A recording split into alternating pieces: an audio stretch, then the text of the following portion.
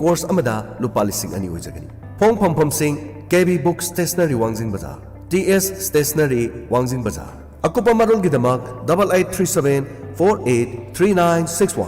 loina na 937-811-8371 Deep Sea Guidance Wangjing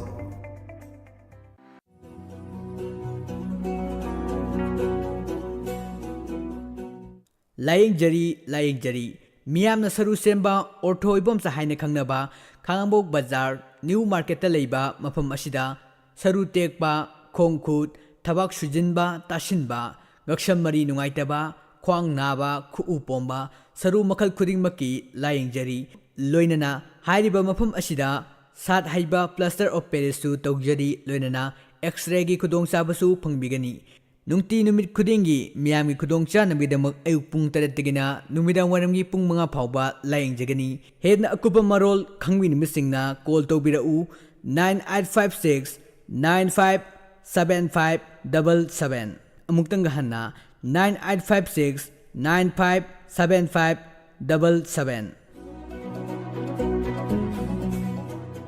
Painting competition yaithokjare IRE Group of Institution Wangjingna sinduna Open Team da yumpham oiraga pangthokadaba painting competition adu khudongchadaba amadagi yaithokjare lagliba July gi tang 38 da IRE Wangjingi complex ta pangthokjargani haina organizing committee gi maikaidagi khanghalakli Admission open The Fancier Higher Secondary School Thobal Wangmatabagi Chalibe Academy Session 2022 amadi 2023 yoina Class 11 Science amadi Arts stream animaki oina admission form thaba huzare The Fancier Higher Secondary School Thobal Wangmataba I-30 Bangalore gi makhada ayaba pibaga loinana mahiroi singi mafamda khudongchaba kaya piba ngamlava Thobal district ki amadi Manipur gi ihan hanba NET amadi JEE Blended Learning Center ni Class 11 Science amadi Arts stream ani asigi manungda amadi hekta tamba yabagi khudongchaba leiraba Health and Physical Education amadi Tangtagi subject sing tambayana na bagi khudongchaba hangdokjare The Fancier Higher Secondary School Thobal Wangmataba Loina na hena nungaijari ba pau amana NET JEE exam sing gidamag Class 11 Foundation Course class sing se lapna chaludana sel hena tinghandana Fancier School simaktada fangbiragani thamjari bu khudongchaba sing se sungsoi dana lobiyu trust and feel the difference akupamarol gidamag ekhogi contact number 9366316369 natragana ekhogi website www.fancier.co.in dagisu akupamarol khangbiba yagani Nungairaba Paujel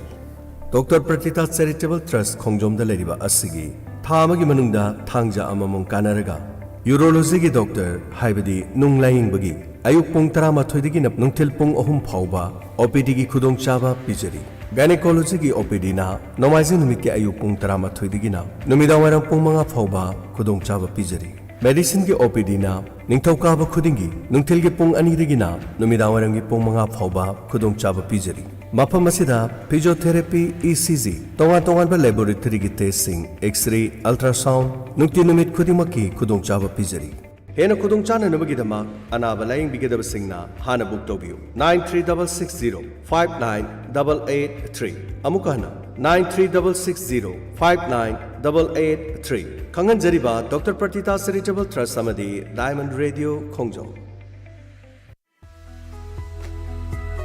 Admission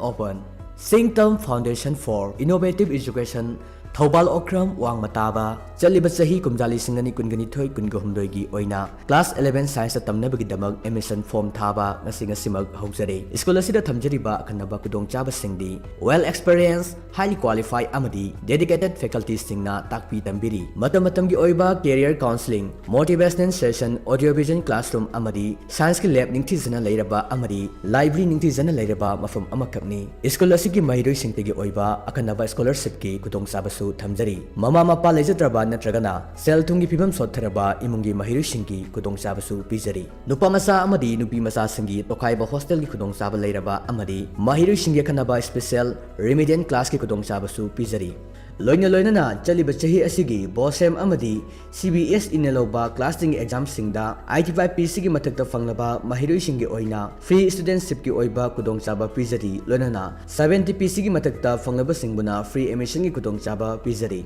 loina school asida ahanba mingchan birakpa satra yankhai gi oina admission fee lauzaroi hena kupa marol khangbining basingna nasinga simak tanabiu Singtam Foundation for Innovative Education Thobal Okram Wangmataba contact number pizari 883706 5846 amuktang gahanna 883706 5846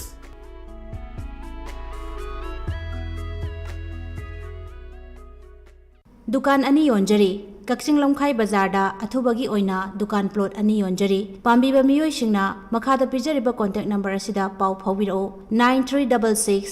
550090 नत्रगना 7005 790003 Sijanabio, Vitafos. Vitafos yamna kanaraba organic mixer form da lakpa lawgi vitamin amani. Amuktang changyeng tawthokpiu. Vitafos da rock phosphate, nincake, vermicompost, phosphate, zinc, copper, potassium amadi, nitrogen ni saruk yauraba lawgi vitamin amani. Vitafos DAP gi alternative oinasu sijanaba yai. Vitafos sijanabana pambibu ham chawhalli. Chemical fertilizers sijanabagi chang hanthanba yai. Vitafos harga totlaga chaibasu yai. Amadi low acre amada supnatangi Vitafos kg tara kaptang sijanabio. Vitafos. Phangpham Nanau Agro Agency Wangjing Bazaar. Loinana SK Lerak SBI Bank Manak Wangjing. Adom gidama kari plan tawrbugi. Adomna narak gelakpada adomu kanana laying bigador. Adurabadi ngasi mak adom gidama laying na honabiu. Adongi sahi matang matung ina adomna sahi amagi manungda suknatangi amuk haktang thibigadaban. Adom na gari accident or kumatamda asang balupa lak manga irai laina adom na insurance yaurabadi puthokadoriban.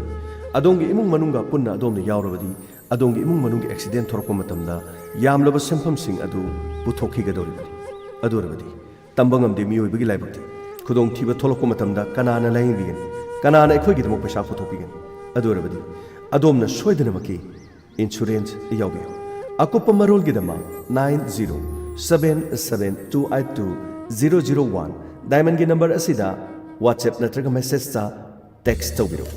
Aikoina soidanamaki call back tawjaragan. Loinana miyawgi damak khwaidigi phaba offer amadi ngasi natraga hayeng phawbadi yaubirabadi adongi khudong chaba kharasu pijari. Health insurance yaubiyo. Bayer Crop Science Limited की Council Active asi early post emergence oiba Bayer Crop Science na puthokpa anoba molecules ani habidi triaphomone 20% amasung ethoxysulfuron 10% WG pulaga semba phau decision anaba napi hidak makhal amani. Council Active na phau marakta hoba napi makhal ahum habidi grass, sage, amadi broadleaf asidagi ningthijan na ngathokpa ngami aduga masi season nabada phau phajinba amadi saudam tithanba tawde amadi phaubu sahu phajana hauhali. Council Active asi sizinabagi sapsaba matamdi lawfam duda phau hunkraba amadi linkraba matung numit 10 dagi 15 ni phawgi manungda kapi banadraga napi mana ani dagi mari phawba palakpa matamda kapi gadabani. Council Active season nagadori lawfam adu ising ini lehin gadaban aduga lawfam adu ising leiragana kaplam daide ising phajana chithok piraga napi masak uhalaga kapi gadabani amadi taako doriba pam adugi machendu flood jet natraga flat fan nozzle oina season abiu maramdi kapthok ko doriba hidak adu napi ra phajana panabagi damaktan aduga kapa loiraga pung kunmari phawbagi matungda ising chansan bigadaban. Council Active phajana season nakraba lawfamdi law pengdraba su yare amadi khulang nekpada changba paisa su tinglaroi khulang thibagi awaaba su leiraroi aduga hau pambina darkar leiba machinjak ningthina phangduna chathok leiba oiragani. Council Active asigi phangpam Pantholbi Seed House Koyathong Pukri Chobamana Imphal. Mobile number 8132843746 Amukahana 8132843746 Amadi Manak Nakpatilhar Hitak Yonba Retailer Singda Phangbigan. Dr. Pratita Charitable Trust Amadi Diamond Radio Khongjomani na Khosamnaraga Hangdukchari X-ray Ultrasound ECG Blood Test Physiotherapy Clinic Loinena Pharmacies Thangja amadi Nomaijing Khudingi OPD gi laying basu haujari Thangja Khudingi oina ayuke pung 8 makhai digina nungthil gi pung 12 makhai fauba laying gi khudong chaba su leijari Hariba sida Professor Dr. S. Sekharjit Neurologist Miyamna nungi Doctor haina khangnaba asi tanabiba yagani Loinena Nomaijing Khudingi Gynecologist ki amadi Medicine gi Doctor phangbigani Hena khudong chana nabagi dama anaba laying bigedaba singna hana book tobiu 93660 59883 Amukana 93660-59883 Kangan Jariba Dr. Pratita Charitable Trust Samadi Diamond Radio Khongjong Ay, Bemal, kay dore na saan ngay tabra? Ay, kasi daw dida. Hayo ni kalaw ragi ba? Ay, ko'y nasungan ba natin pang ita na? Hayo. Tada, kumsisu ay gilaw pam dutin tahaw re. Ato kiyoy re. Mamani dusu, ay ko'y nasayo, hay ba Rolex, hidak to say na mabadi, kasi ko tawra mo itong ni Bema. Ay, Bema, ay ko'y giti na, madugi hidak to say ba dagi, tinda ba di laret na, pokpok siya yam, pagarap sani. Sige hidak, sige kana ba siya di makal yam na yami na. Pau gilay bak lay hawg da, pau mangan bangam batin kup may, mabasuyaw ri ba ni? Madagi apabatin ba, mabasulay ri ba ni? Pau lingkar ba matung natraga pampel gi matung bitraw nga dagi na, kun mga paway ba nung damasi hidak se, say hawg daw rin ni. Ato di tada, manakon silaga mayon chikpi utong tin gay do loy na paradro. Baduga do loy paradaw ni Bema, masigi hidak sige, magic ni magic. Sige, tinidak sini, tinsin ba na mapambi ba siya masapok handa na, potog henggan na bang ba hidak ni. Rolex hay ba? Mayon sikpi manakon sinbi utong tin ngaroy kabi marek angang bi waikup man bitin ingel lai subi using sama nambi amadi mahisup pa na sing batin sing naging ngaktok pada kway dagi faraba amadi India gi lomi pup na muna pam na riba Rolex har na tagalengoy karga yan sinarga hekta saibi yaraba Rolex aku pemarol kita magtaujal egro Manipur sa Gorban Maino lerag Impal West lengsin biro natraga atongi manang nagpatilhat hidak dikan singda iray lay na pangbigani Ngasidagi na numit 15 gi mamangda san angangbi san lamsa ama thadokibadagi hanjilaktre kanagumbagi ingkholda changduna fajinbiba yaurabadi nongpok lorambam awang laikai da laiba saugrakpam premabati da sinabiu awamal matik chana katjagani contact number pizari 7005452457 amuka hana 7005452457 Dukan jibu miga leitro Tamo ai lejariye Haima ai di mi lebu kam to udredana Ngakoni nangi subu Bayer Crop Science Limited ki Regen Ultra hybrid yawrana Tamo madugi tilha dedakto yauzariye Ibema basibu kari no ni mana phai hai sibo Tamo Reason Ultra hariba hida ase Fipronil da best tauba Phenylperazole haiba granule oiba insecticide tilha dedak makhalamani tamo Basi kaktaro ate kana badi kari le Reason Ultra sina phawpambida ngalingai matamda yamna toina dagan batil makhan stem borer haibadi mayon sikpi amadi leaf holder haibadi mana konsin bihari basi ningthi jana nga thokpa ngamalle Ngakoni bema masibu eco friendly go oibra environment kari to bujanu ne Reason Ultra si eco friendly oi haibadi phau amadi environment ta yamna kanaba piba tinsing haibadi nga tin throkna singba kayada kariso akaiba pide Regen Ultra CD yamna kana bajani ne Mani tamo Reason Ultra hariba hida ase tin khak ngakthokpada natana pambi singbu mara hena sathanduna macha pokhalli amadi pothok hena pothokpadasu chauna mateng pangli adugane tamo Reason Ultra sizinakhiba lokfamdi hidak saikhiba haibadi sizinakhiba numitagi lowlokpa phawbadi stem borer amadi leaf folder thokhalliba tin asi tarakani haibagi awaba wakhaldagi lapna leibiba yare adudi on thong no phakraba jani ne mi na aina badu daisu hangdana laibani ne haujik aigi budi nangi sida phange mayam khangna ba mi atopa singna hariba polum sibu kada kada phangba yabage tamo Pantabi Sit House khoyathong pukri asawamnak Imphal contact number na ne 8132843746 8132847446 masi chuma bro Chume tamo adugane manak nakpatilhat itak yonba retailer singda su phangbigani Season Abu Bayer Crop Science Limited ki Regen Ultra Kumon Piroi Yekthok Chaba Haukiba Chahida Laikhidraba Khangabok Part 3 Makha Naurim Lekai Digi Nat Sankritan Saisakpa Ningthokjam Ibotombi Singhagi Kumon Piroi Lakliba Tangkun Gani Thoi Ingen gi kun marini panba irai numita pangthokani haina tawjarambadu sagai gi yum mangba ama yaubadagi lakliba tangkun ga mapan thawan gi noma panba irai numit asida phiroi sonjaragan ꯍꯥꯟꯅ ꯕꯥꯇꯣꯟ ꯐꯪꯕꯤꯈ꯭ꯔꯕꯁꯤꯡꯒꯤ ꯃꯐꯝꯗ diamond ꯔꯦꯗꯤꯑꯣꯒꯤ ꯃꯇꯦꯡꯅ ꯄꯥꯎꯖꯦꯜ ꯑꯁꯤ ꯏꯃꯨꯡ ꯃꯅꯨꯡꯒꯤ ꯃꯥꯏꯀꯩꯗꯒꯤ ꯄꯤꯖꯔꯤ ꯄꯥꯎꯖꯦꯟꯖꯔꯤꯕ ꯅꯤꯡꯊꯧꯖꯝ ꯃꯪꯂꯦꯝꯖꯥꯎꯁꯤꯡ ꯃꯆꯥꯅꯨꯄꯥ ꯈꯥꯡꯉꯕꯣꯛ ꯄꯥꯠ 3 ꯃꯈꯥ ꯅꯥꯎꯔꯦꯝ ꯂꯩꯀꯥꯏ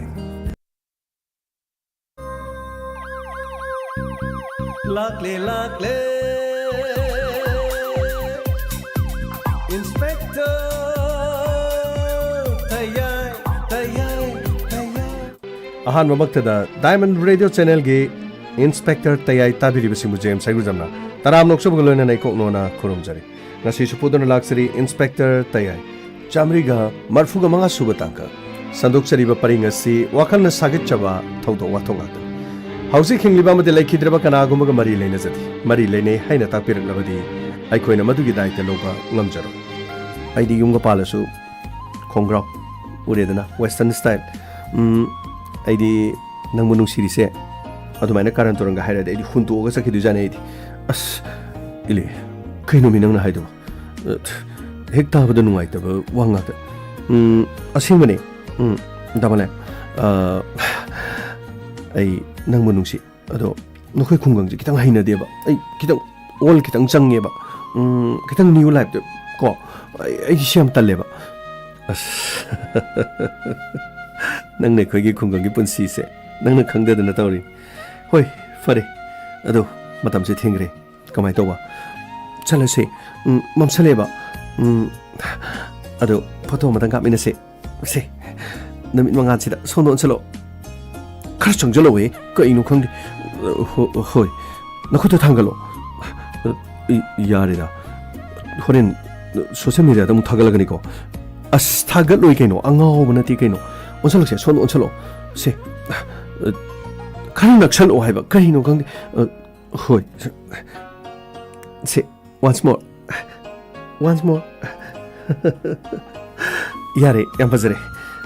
अदुदी चलसिरा चलसे लो ममाई लेरो इले अने नंबुदी थमोसेना नुक्सीजे अदुबु नंगना दैबु थमोसेना नुक्सी बिरिब्रा हाइबसे आइदि अमुमु ज्ञान से मांगबा यावे करिनो नंगा इगा नुक्सी हाइसिबो आइना हाना फोंदोक नत्रो आइमु नंगना मिराइरगे हाइरैरो अदुगा तक्सलकनुको फावरे मीना मसक खंगे गायना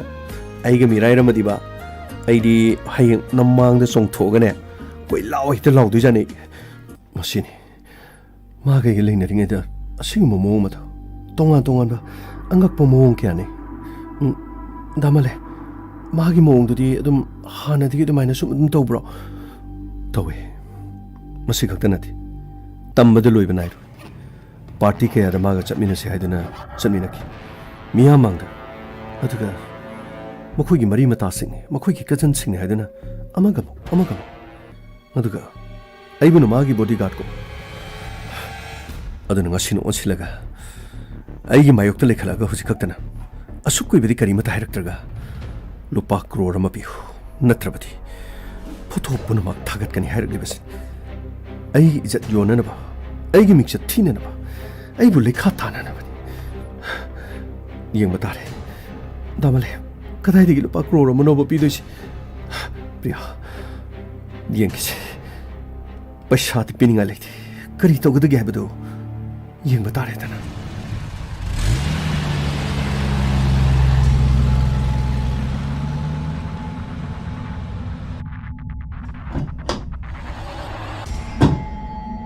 ए काजरजे नखोइदा लाइनिबो वा खरा तानादबे यादि कइदोरगिजे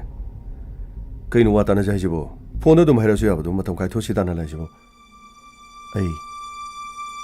मीनी यामना लाकचक्रे आई तुमिना लेबे यारोइदोरे कइनो निजे चेदबो खोइलेंगेदे कनानि चेदा लाकजदोइनो लै आइबु लाकचबा ngamba आइबु माइथिबा पिबु ngamba मिले आइगी तुम को इनदना आइगी तुंगदा आइगिन पामा मोंगदा साथिक के आइना पामा मोंगदा खोंथाम के अथंगना ममाना मसिदे इंगोंदगी लापथोखरगा मागी ओइबा आइयामना चाइ हाइसे आइयामना चाइ अस इचे कप्त्रसु वादो हाइगदोगे इचे नुमितगी पिताबा याब्रानि एखोइ लेरिसिबु करिनो 하유세 그나노 하유 미도 ꯑꯩ ꯃꯃꯤꯡ ꯐꯥꯎꯕ ꯄꯟꯅꯤꯡꯗꯦ ꯑꯣ ꯑꯗꯨꯗꯤ ꯏꯆꯦꯅ ꯍꯥꯏꯗ꯭ꯔꯒꯗꯤ ꯑꯩꯈꯣꯏꯗꯤ ꯀꯃꯥꯏꯅ ꯈꯪꯗꯣꯏꯅꯣ ꯉꯁꯤꯃꯛ ꯂꯣꯏꯁꯤꯜꯂꯣꯁꯨ ꯂꯣꯏꯁꯤꯟꯈꯤ ꯃꯥꯂꯦꯝ ꯑꯁꯤꯗꯒꯤ ꯃꯥꯒꯤ ꯈꯣꯡꯒꯨꯟ ꯃꯨꯠꯊꯠꯂꯣꯏꯁꯨ ꯃꯨꯠꯊꯠꯈꯤ ꯑꯩꯈꯣꯏ ꯂꯩꯉꯩꯗ ꯏꯆꯦꯗ ꯀꯅꯥꯅ ꯃꯇꯨ ꯃꯅꯥ ꯁꯣꯛꯇꯣꯏꯅꯣ ꯍꯥꯏꯌꯨ ꯏꯆꯦ ꯃꯤꯗꯨꯒꯤ ꯃꯃꯤꯡ ꯍꯥꯏꯌꯨ ꯑꯇꯩ ꯀꯅꯥꯁꯨ ꯅꯠꯇꯦ ꯃꯥꯂꯦꯝ ꯀꯔꯤ ꯃꯥꯂꯦꯝꯗꯤ ꯏꯆꯦꯒ ꯃꯇꯝ ꯈꯔꯒꯤ ꯃꯃꯥꯡꯗ ꯑꯩꯈꯣꯏꯒꯤꯁꯤ ꯐꯪꯁꯟ ꯊꯧꯔꯝ ꯏꯃꯨꯡ ꯃꯅꯨꯡꯒꯤ ꯊꯕꯛ ꯊꯧꯔꯝꯗꯁꯨ 마디 형 락테냐? 그ino 마디 뭐 더 그럼나? 마네. 아이가 나나 마가 뭐탐 크라디 로이나키. 아두 ngasi니 막 프리야 거우바 누피 아마가 막 마리 레이나 그래. 아드가 hꯧ지 막 미스터 유니버스 아시고뭐 컴피티션시데 인디아 리프레젠트 tꯧꯒꯅꯤ 하이드나 ꯁꯦꯝ ꯁꯥꯗꯨꯅ ꯂꯩꯔꯤꯕꯅꯤ ꯅꯆꯦꯕꯨ ꯃꯥꯅ ꯌꯥꯝꯅ ꯊꯤꯅ ꯃꯤꯔꯥꯏꯔꯒ ꯉꯔꯥꯡ ꯅꯍꯥꯟꯇ ꯊꯦꯡꯅꯔꯛꯄ ꯄ꯭ꯔꯤꯌꯥꯕꯨ ꯃꯥꯒꯤ ꯃꯇꯨꯡꯗ ꯃꯃꯤꯒꯨꯝ ꯀꯣꯏꯟ ꯏꯟꯅꯗꯨꯅ 마부 상두나 레크레 아두가 아이부 마나 까리수 레이트나 카 아이부 마나 틱나 낭아가 야리세 아이 코일레링이 제게 밑에게 비다베로 까리수 냈다바 민나이 마차 마구머네 이제도 마나 우시토비야브로 아이 코일레리시부 마나 파기네르 칸브로 까리수 냈다바 미스터 인디아기 타이틀 마사 말로르가 마망아레시니 ꯑꯩꯒꯤ ꯏꯆꯦꯒꯤ ꯇꯨꯡꯗ ꯀꯨꯏꯟ ꯏꯟꯅꯗꯨꯅ ꯂꯩꯔꯝꯃꯒ ꯃꯥꯅ ꯆꯦ ꯀꯔꯤꯝꯇ ꯋꯥꯔꯨꯅꯨ ꯑꯩꯈꯣꯏ ꯂꯩꯔꯤꯁꯤꯗꯤ ꯄꯣꯛꯃꯤꯟꯅꯗꯦ ꯍꯥꯏꯗꯨꯅ ꯏꯆꯦꯅ ꯑꯩꯈꯣꯏꯕꯨ ꯏꯟꯊꯣꯛꯀꯅꯨ ꯏꯆꯦ ꯑꯩꯒꯤ ꯁꯥꯒꯩꯒꯤ ꯏꯆꯦꯅꯤ ꯆꯦ ꯂꯩꯒꯤ ꯃꯤꯠꯇꯒꯤ ꯄꯤ ꯇꯥꯕ ꯌꯥꯔꯣꯏ ꯑꯩꯈꯣꯏ ꯂꯩꯔꯤꯉꯩꯗ ꯃꯥꯅ ꯀꯔꯤ ꯇꯧꯕꯅꯤ ꯍꯥꯏꯌꯨ ꯆꯦ ꯃꯥꯒꯤ ꯃꯐꯝꯗ ꯀꯔꯤ ꯇꯧꯒꯦ ꯍꯥꯏꯌꯨ ꯉꯁꯤꯃꯛ ꯆꯠꯂꯒ ꯃꯌꯨꯝꯗ ꯂꯣꯏꯁꯜꯂꯣ ꯍꯥꯏꯕ꯭ꯔꯥ ꯅꯠꯇ꯭ꯔꯒ ꯅꯠꯇꯦ ꯃꯥ ꯑꯗꯨꯃꯥꯏꯅ ꯇꯧꯕ ꯌꯥꯔꯣꯏ ꯑꯗꯨ ꯑꯣꯏꯔꯕꯗꯤ ꯈꯨꯗꯣꯡꯊꯤꯕ ꯄꯨꯝꯅꯃꯛ ꯑꯩꯈꯣꯏꯗ ꯇꯥꯔꯛꯀꯅꯤ ꯑꯩꯈꯣꯏꯅꯅꯤ ꯍꯥꯏꯕ ꯈꯪꯍꯟꯕ ꯌꯥꯗꯦ ꯑꯗꯨꯕꯨ ꯃꯉꯣꯟꯗ ꯈꯨꯠ ꯊꯥꯒꯅꯨ ꯃꯉꯣꯟꯗ ꯑꯀꯤ ꯑꯈꯪ ꯈꯔꯗꯤ ꯄꯤꯁꯤ ꯑꯗꯨꯒ ꯏꯆꯦꯅ ꯍꯥꯏꯕ ꯄ꯭ꯂꯥꯟ ꯄꯨꯝꯅꯃꯛꯇ ꯅꯈꯣꯏ ꯑꯩꯒꯤ ꯃꯇꯦꯡ ꯈꯔ ꯄꯥꯡꯉꯨ ꯏꯆꯦꯅ ꯄꯥꯝꯃꯤꯗꯨ ꯀꯔꯤꯅꯣ ꯍꯥꯏꯗꯣꯏ ꯏꯆꯦꯒꯤ ꯃꯤꯠꯇꯒꯤ ꯄꯤ ꯇꯥꯕ ꯌꯥꯔꯣꯏ ꯑꯩꯅ ꯍꯥꯏꯔꯤꯕꯁꯤ ꯏꯆꯦ ꯑꯩꯕꯨ ꯊꯥꯖꯧ ꯅꯧꯄꯥ ꯂꯩꯔꯤꯉꯩꯗ ꯅꯧꯄꯥ ꯕꯂꯤ ꯂꯩꯔꯤꯉꯩ ꯃꯇꯝꯗ ꯃꯥ ꯀꯔꯤꯁꯨ ꯇꯧꯕ ꯉꯝꯃꯣꯏ ꯌꯥꯔꯦ ꯑꯗꯨꯗꯤ ꯑꯩ ꯍꯥꯏꯒꯦ ꯂꯥꯛꯑꯣ ꯆꯪꯁꯤꯜꯂꯛꯑꯣ ꯅꯪꯒꯤ ꯅꯃꯥꯟꯅꯕ ꯖꯦꯀꯤꯗꯤꯁꯦ ꯑꯩꯅ ꯍꯧꯖꯤꯛ ꯀꯧꯔꯒ ꯑꯗꯨꯝ ꯂꯥꯛꯀꯅꯤ ꯏꯆꯦꯒꯤ ꯑꯄꯥꯝꯕꯗꯣ ꯀꯔꯤꯅꯣꯗꯣ ꯑꯗꯨꯝ ꯍꯥꯏꯌꯣ ꯂꯥꯛꯑꯣ ꯆꯪꯁꯤꯜꯂꯛꯑꯣ ꯏꯃꯨꯡꯗ ꯈꯟꯅꯁꯤꯜꯂꯛꯑꯣ ꯍꯣꯏ ꯏꯆꯦ ꯋꯥ ꯍꯥꯏꯒꯦꯁꯦ ꯁꯨꯃꯥꯏꯅ ꯇꯧꯁꯤ ꯅꯨꯃꯤꯠꯁꯤ ꯌꯧꯈ꯭ꯔꯦꯅꯦ ꯃꯥꯂꯦꯝꯗꯨꯕꯨ ꯍꯧꯒꯠꯂꯕ ꯖꯥꯠꯂꯥ 마렘 따무서 호구짜리 아이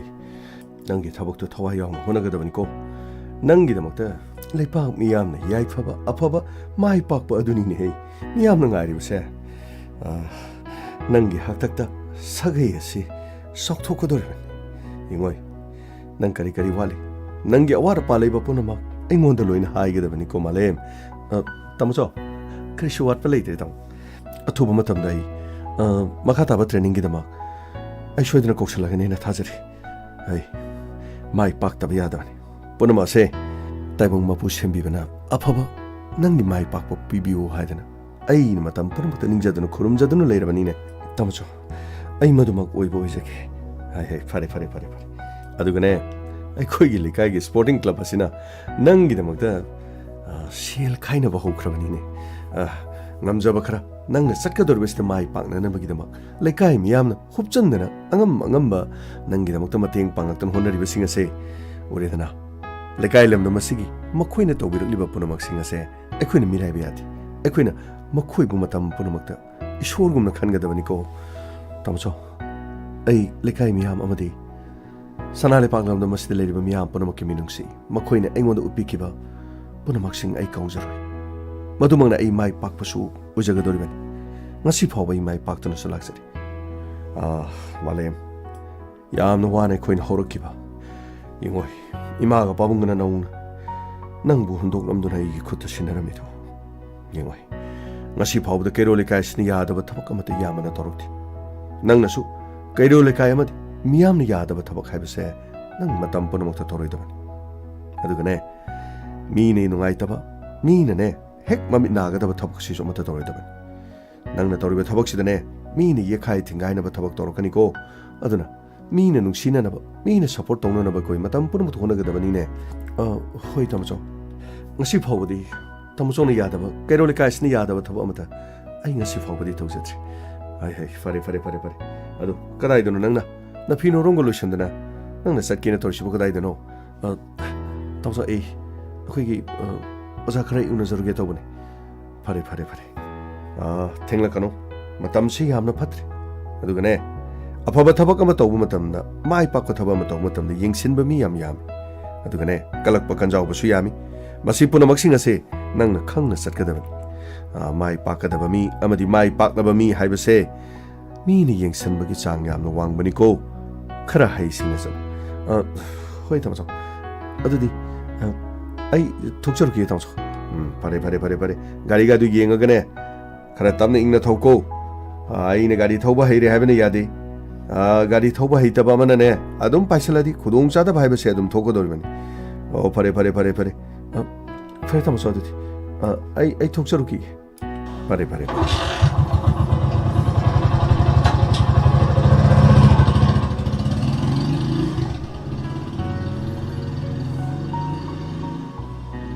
ima pabung ngasidi ai na hotumba malem ngasidi pangan sorry ngasidi malem asigi thakta bodybuilder ki khwaidigi chawrbi bena mo ribasida nasana saru yana na bahona jariba mahaki manglana se mang pauna rakador ima babu na khoina leiram bathok na chagi mai pak panamak singa sida kaya da nungai jaram gada ba kaya da nungai jaram gada moi tamo karino narau nu pa chat kharga mun ne yeng dona kap tu na leira bro sonam da changjam biro hai kai dori bina kari lere moi tamo chongna manau nu pa nung si jaba se nung si ja kraba ekhoi malem ga moi tamo ga lep to no wari sana base ai di yeng boton thokno no ngai ja kraba machin manau anigi nungsina ba machin manau anigi thogolo beba thaining idigi chanarak na ba ipai pugi thogolon singa se ona mak nak tu na leibase moi tamo choga ekhoi malem ga lainari ba mari si khakta da uba phang hai bina ekhoi mioi ba nongma gi chokhalangli dana nongma gi science and technology na mang tharakli ekhoi gi sanale pak manipur lamdam lairba lamdam mamu orabasu masida leiriba mi pum khudimangna hairiba sida ekhoi sagona duna chali adubu sakholakpagi mami sing aduda ekhoi saruk yaba karisu kaiba leiti ekhoi yawgadaban madugi lamjen aduda ekhoi chenan honagadaban aduga ekhoi gi paipugi chana kanglon adugi gi chanabi leiramliba punamak sing ase ekhoi gi sada sagona raga punamak sing ni yawgadaban malemgi chokholaba lebak singna makhoi chokhotle na hairagasu makhoi gi hanagi mapa mapuna thamamba chanabi culture punamado ngakna na phone uredana japan hariba leba ase miyam ne hena khangnariban tonga chakhot lamjen da japan mangjin thariba leba kamani china su aduki matik yangkhalakpana ngasidi malem asida number 1 tanan bugi mong da lek adubu china amadi japan makhoi masa gi mapa mapuna thamamba culture ado makhoi di hinghanna ba madi ngakna na phone ba makhoi gi mathau chauru function amada makhoi gi nupi singna makhoi gi culture makhoi gi fijet leiteng ado malem ke lipak miyam panamok to uthu masi khakta nathi miyam na ki tujung na hangoina launariba north korea mafam aduda leriba nupi singna masagi culture ngakna na magi da masagi lamdam adudagi ahal laman singna senarak laba fijet chaksa sing ado ngasi su miyam tin mamfam da setna lai karigumba kanagumba amana lamhen tu hendana hariba sing ase setraba amadi chatraba ngaktaba tarabadi mado tamthiraba hauji makhoi gi tana saha dictatorship ni hainariba kim jong un akan bacherak phawba piribani aduna aikhoina ai gi mungdagi thogolon beba punamak sing ase ngakna chatpagi tangai phadaba male lepak ngamdam amada thogolon bebar khanglaba ꯄꯨꯛꯅꯤꯡꯗ ꯁꯥꯎꯅꯤꯡꯕ ꯋꯥꯔꯧꯕ ꯂꯩꯔꯕꯁꯨ ꯊꯧꯒꯜꯂꯣꯟ ꯕꯦꯕꯥꯔ ꯑꯗꯨ ꯉꯥꯛꯅ ꯆꯠꯅꯔꯕꯗꯤ ꯃꯤ ꯑꯃꯒ ꯑꯃꯒ ꯋꯥꯔꯧꯅꯔꯣꯏ ꯁꯥꯎꯅꯔꯣꯏ ꯏꯪ ꯇꯞꯄ ꯃꯔꯥ ꯇꯞꯄ ꯍꯥꯏꯕꯗꯣ ꯑꯣꯏꯒꯗꯧꯔꯤꯕꯅꯤ ꯃꯣꯏ ꯇꯥꯃꯣ ꯌꯥꯝ ꯅꯨꯡꯉꯥꯏꯖꯩ ꯑꯩꯒꯤꯗꯤ ꯂꯥꯏꯕꯛ ꯌꯥꯝꯅ ꯐꯕꯅꯤ ꯑꯗꯨꯒꯨꯝꯂꯕ ꯏꯃꯨꯡ ꯑꯃꯗ ꯑꯩꯅ ꯌꯨꯝ ꯀꯩ ꯄꯥꯟꯖꯗꯨꯅ ꯑꯩꯒꯤ ꯏꯆꯥ ꯆꯥꯗꯥꯎꯅꯗꯥ ꯇꯥꯖꯗꯨꯅ ꯃꯐꯝ ꯑꯁꯤꯗ ꯑꯗꯨꯒ ꯑꯩꯈꯣꯏꯒꯤ ꯃꯥꯂꯦꯝ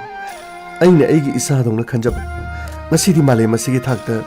ꯁꯥꯟꯅꯕ ꯆꯠꯀꯗꯧꯔꯦꯗꯅ ꯕꯤꯅꯥ ꯅꯪꯒꯤ ꯅꯅꯥꯎ ꯅꯨꯄꯥ ꯃꯥꯂꯦꯝꯅ ꯃꯥꯏ ꯄꯥꯛꯄ ꯂꯥꯟꯉꯝ ꯐꯤꯔꯥꯟ ꯊꯦꯠꯇꯨꯅ ꯏꯔꯩꯄꯥꯛ ꯁꯅꯥ ꯂꯩꯄꯥꯛ ꯀꯪꯂꯩꯄꯥꯛ ꯑꯁꯤꯒꯤꯗꯃꯛ ꯃꯤꯡꯆꯠ ꯄꯨꯔꯛꯄꯗꯨꯅꯤꯅꯦ ꯑꯩꯅ ꯄꯥꯝꯂꯤꯕꯁꯦ ꯏꯃꯥꯒ ꯄꯥꯕꯨꯡꯒꯗꯪ ꯂꯩꯖꯔꯝꯂꯕꯗꯤ ꯀꯌꯥꯗ ꯅꯨꯡꯉꯥꯏꯒꯅꯤ ꯏꯅꯥꯎ ꯑꯁꯤꯅ ꯄꯤꯛꯂꯤꯉꯩ ꯃꯇꯝꯗꯒꯤ ꯑꯉꯥꯡ ꯑꯣꯏꯔꯤꯉꯩꯗꯒꯤ ꯃꯍꯥꯛꯅ ꯄꯥꯝꯖꯔꯛꯈꯤꯕ ꯃꯁꯥꯟꯅ ꯑꯁꯤꯗ ꯑꯩꯁꯨ ꯁꯦꯝꯂꯒꯦ ꯌꯥꯎꯅ ꯂꯩꯇ ꯂꯩꯇ ꯑꯩꯅ ꯉꯁꯤꯗꯤ ꯍꯣꯠꯅꯖꯔꯛꯄꯅ ꯃꯤꯌꯥꯝꯒꯤ ꯃꯇꯦꯡ ꯂꯩꯀꯥꯏ ꯑꯁꯤꯒꯤ ꯂꯝꯗꯝ ꯑꯁꯤꯒꯤ ꯅꯨꯡꯁꯤꯔꯕ ꯃꯤꯑꯣꯏ ꯀꯌꯥꯅ ꯁꯄꯣꯔꯠ ꯇꯧꯕꯤꯔꯛꯄꯗꯒꯤ ꯉꯁꯤꯗꯤ ꯃꯥꯏ ꯄꯥꯛꯀꯗꯧꯔꯦꯗꯅ ꯍꯥꯏ ꯆꯥꯛꯇꯨ ꯂꯣꯏꯔꯗꯤ ꯆꯥꯛꯇꯨ ꯆꯥꯈ꯭ꯔꯒꯦꯅꯦ ꯑꯩꯁꯨ ꯉꯥꯏꯍꯥꯛꯇꯪ ꯊꯕꯛꯇꯨ ꯆꯠꯊꯣꯛꯈꯤꯒꯦ ꯑꯗꯨꯒ ꯉꯥꯏꯍꯥꯛ ꯂꯩꯔꯒꯅꯦ ꯅꯅꯥꯎ ꯅꯨꯄꯥꯗꯣ ꯊꯦꯡꯅ ꯍꯜꯂꯛꯀꯅꯨ ꯍꯥꯏꯗꯅ ꯀꯗꯥꯏꯗ ꯂꯩ ꯀꯩꯗꯧꯔꯤ ꯌꯨꯝꯗ ꯊꯨꯅ ꯂꯥꯛꯎ ꯍꯥꯏꯗꯅ ꯀꯣꯜ ꯇꯧꯔꯒꯅꯦ ꯍꯪꯒꯗꯕꯅꯤꯀꯣ ꯑꯩꯅ ꯀꯣꯏꯍꯪ ꯍꯪꯕꯗꯤ ꯅꯨꯡꯉꯥꯏꯇ꯭ꯔꯦꯍꯦ ꯍꯣꯏ ꯃꯣꯏ ꯇꯥꯃꯣ ꯆꯥꯛꯇꯣ ꯊꯤꯖꯔꯒꯦ ꯂꯥꯛꯄꯤꯔꯣ ꯂꯦꯡꯁꯤꯟꯕꯤꯔꯣ ꯆꯥꯛꯈꯨꯝꯗ ꯍꯣꯏ ꯂꯥꯛꯑꯒꯦ ꯈꯨꯠ ꯁꯥ ꯑꯃꯨꯛꯇ ꯍꯥꯝꯗꯣꯔꯛꯈꯤꯒꯦꯀꯣ ꯐꯅꯤ ꯃꯣꯏ ꯇꯥꯃꯣ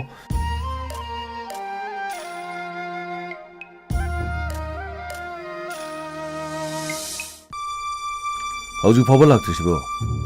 ꯂꯝꯕꯤꯁꯤꯗꯗꯤ ꯃꯥꯅ ꯌꯥꯝꯅ ꯇꯣꯏꯅ ꯂꯥꯛꯑꯦꯅ ꯍꯥꯏꯔꯒ ꯏꯇꯥꯎ ꯑꯩꯈꯣꯏꯅ ꯐꯨꯗꯣꯏꯁꯤꯕꯨ ꯀꯅꯥꯅꯣ ꯏꯇꯥꯎ ꯑꯁ ꯖꯦꯀꯤ ꯐꯨꯗꯧꯕ ꯅꯠꯇꯦ ꯀꯤꯍꯟꯒꯗꯕꯅꯤ ꯑꯩ ꯅꯉꯣꯟꯗꯣ ꯈꯔ ꯃꯥꯜꯂꯦ ꯅꯁꯥꯒꯗꯣ ꯈꯔ ꯐꯜꯂ ꯂꯩꯕꯅꯦ ꯑꯁ ꯑꯩꯅ ꯐꯟꯒꯦꯅ ꯐꯟꯗꯣꯔꯛꯄꯗ ꯑꯁ ꯁꯤ ꯌꯥꯔꯕ ꯌꯦꯡꯉꯣ ꯁꯤ ꯌꯥꯔꯕ ꯑꯁ ꯅꯪꯒꯤ ꯅꯑꯣꯡ ꯅꯇꯧꯗꯨꯗꯤ ꯌꯥꯔꯦꯁꯦ ꯇꯨꯃꯤꯟ ꯂꯩꯌꯨ ꯌꯦꯡꯉꯣ ꯃꯨꯟꯅ ꯌꯦꯡꯉꯣ ꯁꯤꯗꯩꯗ ꯒꯥꯔꯤ ꯕꯥꯏꯛꯇ ꯅꯨꯄꯥ ꯑꯃ ꯂꯥꯛꯀꯅꯤ ꯃꯁꯥ ꯃꯎ ꯐꯕ ꯑꯗꯨꯒ ꯃꯤ ꯋꯥꯡ ꯆꯥꯎꯕ ꯑꯃ ꯂꯥꯛꯀꯅꯤ ꯀꯩꯅꯣ ꯍꯥꯏꯁꯤꯕꯣ ꯑꯩꯈꯣꯏꯅ ꯀꯤꯍꯟꯗꯣꯏ ꯃꯤꯁꯦ ꯃꯁꯥ ꯃꯎ ꯐꯕ ꯋꯥꯡ ꯆꯥꯎꯕ ꯑꯗꯨꯗꯤ ꯀꯅꯥ ꯑꯩ ꯃꯤꯁꯇꯔ ꯏꯟꯗꯤꯌꯥꯒꯤ ꯇꯥꯏꯇꯜ ꯂꯧꯈꯤꯕ ꯃꯥꯂꯦꯝ ꯅꯤꯡꯊꯧꯖꯥꯅꯤꯅꯦ ꯃꯥꯂꯦꯝ ꯅꯤꯡꯊꯧꯖꯥ ꯃꯇ꯭ꯔꯪ ꯀꯥꯕ ꯃꯤꯁꯇꯔ ꯏꯟꯗꯤꯌꯥꯗꯣ ꯑꯗꯨꯗꯤ ꯑꯩꯈꯣꯏꯒꯤ ꯁꯅꯥ ꯂꯩꯕꯥꯛꯁꯤꯒꯤ ꯃꯐꯝ ꯀꯌꯥꯗ ꯄꯣꯁꯇꯔ ꯊꯦꯠꯄ ꯁꯨꯃꯥꯏꯅ ꯌꯥꯝꯅ ꯐꯕ ꯅꯨꯄꯥ ꯃꯇ꯭ꯔꯪ ꯀꯥꯕ ꯅꯨꯄꯥꯗꯣ ꯑꯗꯨ ꯅꯨꯄꯥꯗꯨꯔꯣ ꯑꯩꯈꯣꯏꯅ ꯐꯨꯗꯣꯏꯁꯤꯕꯣ ꯑꯩ ꯐꯨꯕ ꯅꯠꯇꯦꯅꯦ ꯀꯤꯍꯟꯒꯗꯕꯅꯤꯅꯦ ꯀꯤꯍꯟꯕ ꯍꯥꯏꯗꯤ ꯀꯃꯥꯏꯅ ꯅꯣꯃꯤ ꯃꯇ꯭ꯔꯪ ꯀꯥꯕꯗꯨ ꯍꯦꯛ ꯀꯣꯟꯁꯜꯂꯒ ꯑꯔꯊ꯭ꯔꯒ ꯃꯥꯏ ꯃꯈꯨꯠꯇꯨꯅ ꯂꯣꯟꯖꯟꯈ꯭ꯔꯒ ꯑꯁ ꯄꯥꯝꯕꯣꯝ ꯂꯐꯨꯗꯧꯅ ꯆꯥꯎꯕ ꯄꯥꯝꯕꯣꯝꯗꯨꯅ ꯆꯞꯈ꯭ꯔꯗꯤ ꯀꯃꯥꯏꯅ ꯇꯧꯕ ꯑꯩ ꯅꯪ ꯒꯥꯔꯤ ꯃꯅꯨꯡꯗ ꯂꯩꯔ ꯆꯠꯂꯣ ꯑꯗꯨꯗꯒꯤ ꯍꯦꯟꯅ ꯈꯨꯠꯂꯥꯏ ꯌꯥꯏꯖꯨꯗ꯭ꯔꯣ ꯁꯤꯗ ꯈꯨꯠꯂꯥꯏ ꯌꯥꯏꯖꯨꯗ꯭ꯔꯣ ꯍꯣꯏ ꯑꯗꯨꯃꯗꯤ ꯌꯥꯎꯔꯤꯀꯣ ꯑꯁ ꯑꯗꯨꯒ ꯃꯉꯣꯟꯗꯗꯤ ꯅꯣꯡꯃꯩꯅ ꯀꯥꯞꯄꯗ ꯃꯔꯨꯒꯥꯏꯗꯣ ꯀꯥꯞꯊꯣꯔꯛꯀꯗꯧꯕ ꯃꯥꯜꯂꯤꯗ ꯑꯁ ꯇꯧꯗꯣꯔꯤꯁꯤꯕꯨ ꯀꯔꯤꯅꯣꯅꯦ ꯑꯩꯗꯤ ꯃꯁా ꯏꯄꯥ ꯄꯥꯕ ꯃꯤꯒ ꯀꯤꯍꯟ ꯈꯪꯍꯜꯂꯗꯕꯅꯤ ꯑꯗꯨꯒ ꯃꯤꯁꯇꯔ ꯏꯟꯗꯤꯌꯥ ꯃꯇ꯭ꯔꯪ ꯀꯥꯕ ꯅꯨꯄꯥꯗꯨꯅꯦ ꯇꯧꯔꯤꯁꯦ ꯑꯁ ꯑꯩꯕꯨ ꯄꯥꯛꯊꯔꯒ ꯁ꯭ꯋꯥꯏꯗ ꯂꯩꯍꯧꯕꯅ ꯐꯗꯣꯏꯖꯥꯠꯂ ꯑꯩꯕꯨ ꯇꯧꯔꯤꯁꯤꯕꯨ ꯁꯤꯂꯦ ꯑꯝꯇ ꯈꯥꯝꯃꯣ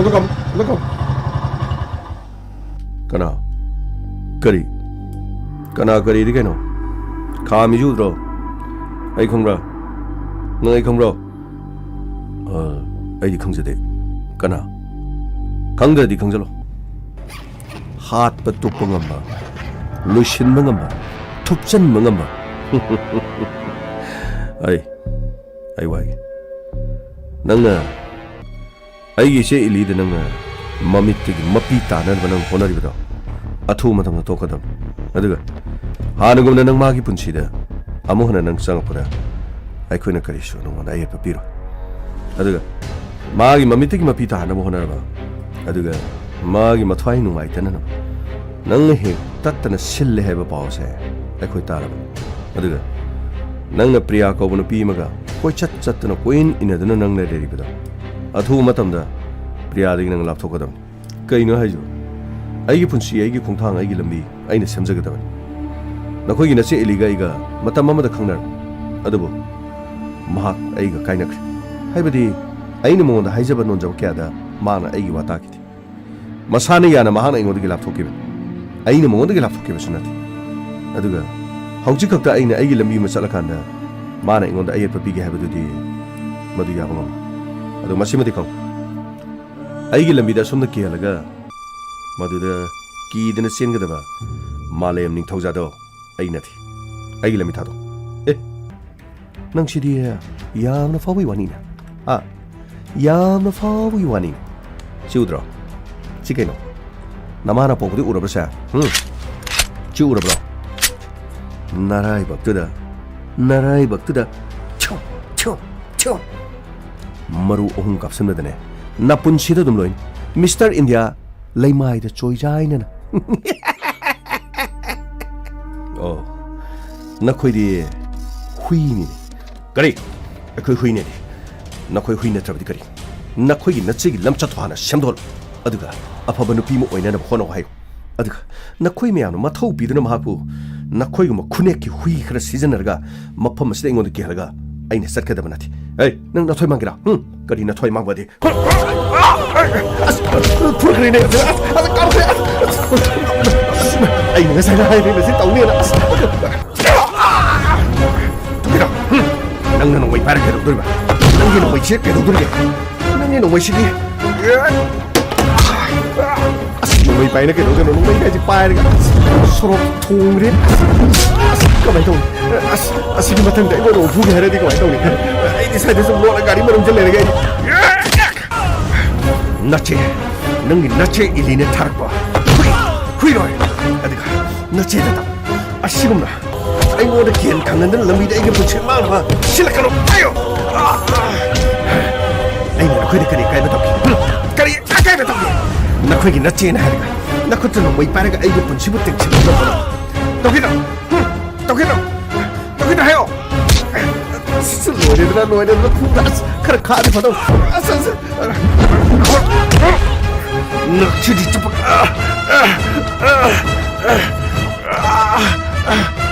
ꯇꯧꯈꯤꯗꯣ ꯂꯥꯛꯑꯣ ꯏꯇꯥꯎ ꯆꯠꯂꯣꯁꯤ ꯂꯥꯛꯑꯣ ꯆꯠꯂꯁꯤ ꯂꯥꯛꯑꯣ ꯃꯤ ꯑꯁ ꯁꯥꯔ ꯊꯥꯗꯣꯛꯄꯤꯔꯣ ꯑꯩꯈꯣꯏ ꯊꯧꯖꯈ꯭ꯔꯒꯦ ꯑꯩꯈꯣꯏ ꯒꯥꯔꯤ ꯊꯧꯖꯈ꯭ꯔꯒꯦ ꯂꯥꯛꯑꯣ ꯀꯥꯈ꯭ꯔꯣ ꯆꯠꯁꯤ ꯂꯥꯛꯑꯣ ꯑꯩ ꯃꯥꯂꯦꯝ ꯅꯪ ꯈꯪꯒꯅꯤꯗ ꯅꯪ ꯈꯪꯒꯅꯦꯕ ꯅꯪ ꯈꯪꯒꯅꯤ ꯀꯌꯥꯗ ꯎꯁꯤꯠꯇ꯭ꯔꯤꯕꯅꯤ ꯆꯩ ꯆꯥꯔꯒ ꯆꯠꯈ꯭ꯔꯕ ꯐꯥꯎꯕꯗ ꯎꯁꯤꯠ ꯊꯑꯣꯏꯗꯅ ꯂꯝꯕꯤꯗ ꯊꯠꯂꯒ ꯑꯩꯕꯨ ꯀꯤꯍꯜꯂꯤ ꯅꯣꯡꯃꯩ ꯄꯥꯏꯕ ꯃꯤ ꯈꯨꯅꯦꯛ ꯅꯦꯛꯇꯨꯅ ꯑꯩꯕꯨ ꯃꯥꯡꯅꯅꯕꯒꯤꯗꯃꯛ ꯁꯤꯜꯂꯤ ꯏꯂꯤ ꯅꯪꯅ ꯊꯥꯡꯖꯜꯂꯛꯂꯤꯕ ꯈꯣꯡꯊꯥꯡ ꯑꯁꯤ ꯅꯪꯒꯤ ꯃꯥꯡꯖꯕ ꯅꯠꯇꯅ ꯇꯣꯡꯖꯕ ꯀꯔꯤꯁꯨ ꯂꯩꯔꯣꯏ ꯀꯌꯥꯗ ꯐꯠꯇ꯭ꯔꯤꯕ ꯀꯅꯥꯅꯣ ꯑꯣ ꯄ꯭ꯔꯤꯌꯥ ꯍꯜꯂꯣ ꯄ꯭ꯔꯤꯌꯥ ꯑꯩ ꯂꯝꯕꯤꯗ ꯂꯥꯛꯑꯦ ꯀꯩꯅꯣ ꯂꯥꯛꯀꯅꯤ ꯍꯥꯏꯔꯒ ꯁꯨꯡꯂꯥꯛ ꯂꯥꯛꯇ꯭ꯔꯤꯁꯤꯕꯣ ꯑꯩ ꯉꯥꯏꯕ ꯌꯥꯝꯅ ꯀꯨꯏꯔꯦ ꯁꯣꯝꯗ ꯑꯩꯒꯤ ꯄꯨꯟꯁꯤꯗ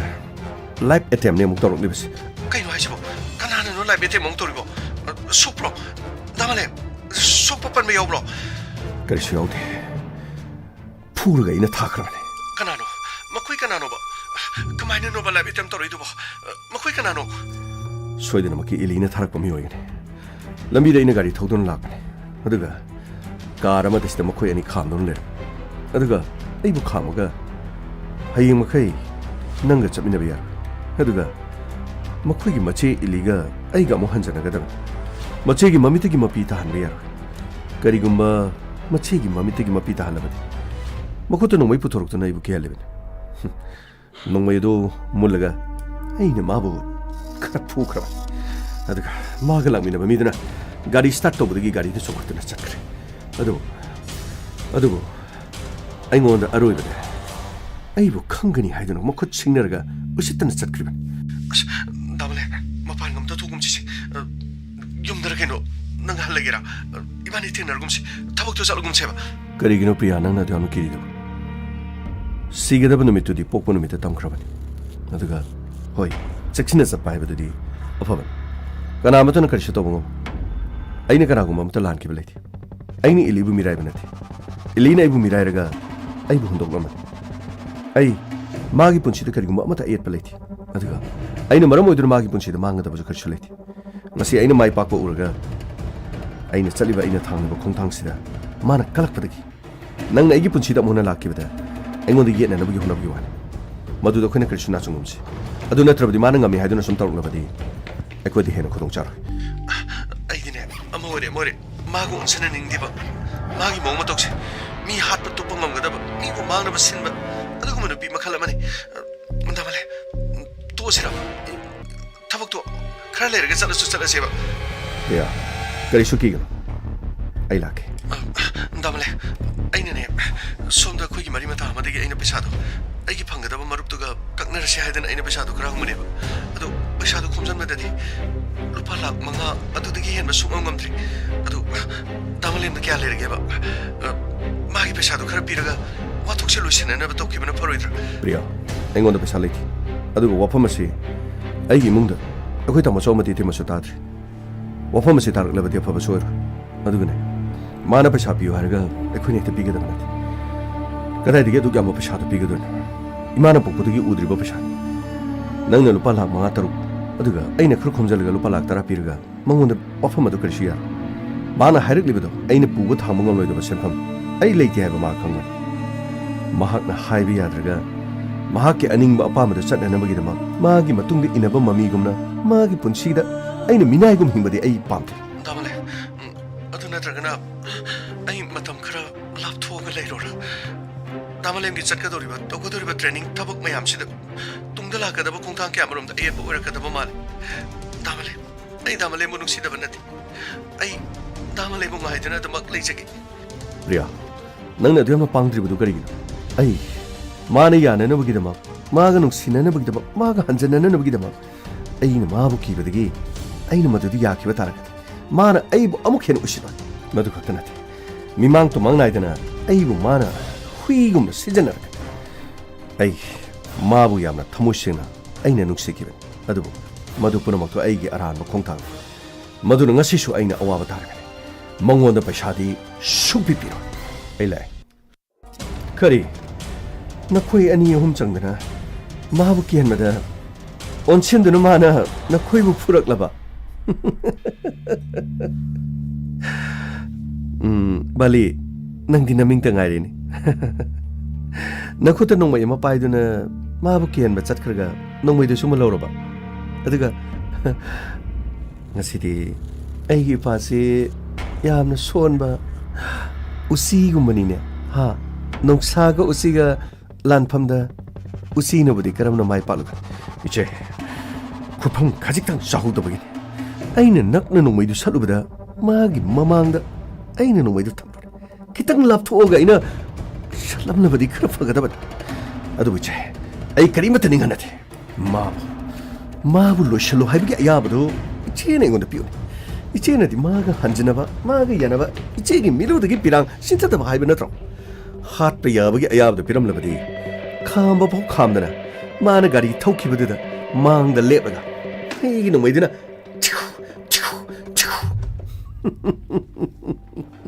마기 뭐 분치도 루친베 야바네 이제는 아야브도 비요 마기 분치도 볼루친베 야버기 아야바 비라버디 이노 호자마 마치마 마부 할라가 이제는 마이바 ပေါꯛ도 담기 벌리 이제는 nangi 통나도 얌나 타글 호이 아이나 마부 할루 마부 루셜루 하이버드디 아이나 하이트리 마두기 수마탐 라키니 아이나 하이버드 따락트라바 아이나 ngang 마나 우시럭터바 따라바디 마두기 수마탐 라키니 제 마두기 마탐다 아이한테 비비요 마부 아이나 랍노 이러면서 랩라가 마나간드다 농마이 마루 따라 해나 깝슬라가 막곡 말아야 박두자 아니 흥갑라가 하라가 마기 포토도 갑라가 이제다 아이나 시나바 가오네 아이부 타죠 아이세 발리네 발리 이제 그놈부터 하지게 봐 그놈저게 이제 미지 카라야암나 니가 카라야암나 타타마 폿고 뭐뭐 뿌르가 셋페 야로이드레지 그리기노지게 타타마 뽀르면 넥도이보 그리기노바 이제 사기 말렘도 미스터 인디아도 마도 마이 머굿 밤보 뭐마나 어쩌고 퍽랑 뭐다 긴나 틴뭐다 퍽랑도 굿커다바 말 아스 에쿠기 이타오 발리나 발리네 발리 에이 발리네 발리 하리세 마기 모망도들이 발리제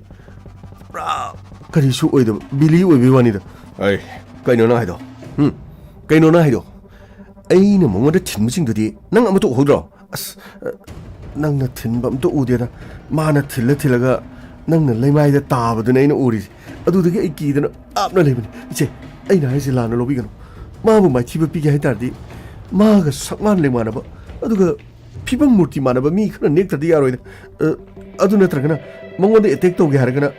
ꯀꯣꯔꯣꯛ ꯀꯣꯏꯁꯜꯂꯒ ꯃꯤ 40-50ꯅ ꯀꯣꯏꯁꯜꯂꯒꯅꯦ 40-50ꯗꯨꯁꯨ ꯅꯣꯡꯃꯩ ꯑꯃꯃꯝ ꯂꯣꯏ ꯄꯥꯏꯕ ꯑꯗꯨꯒ ꯐꯠꯇ꯭ꯔ ꯀꯥꯞꯄ ꯅꯠꯇ꯭ꯔꯗꯤ ꯏꯆꯦ ꯄꯥꯛ ꯌꯥꯗꯧ ꯃꯥꯟꯗꯦꯗ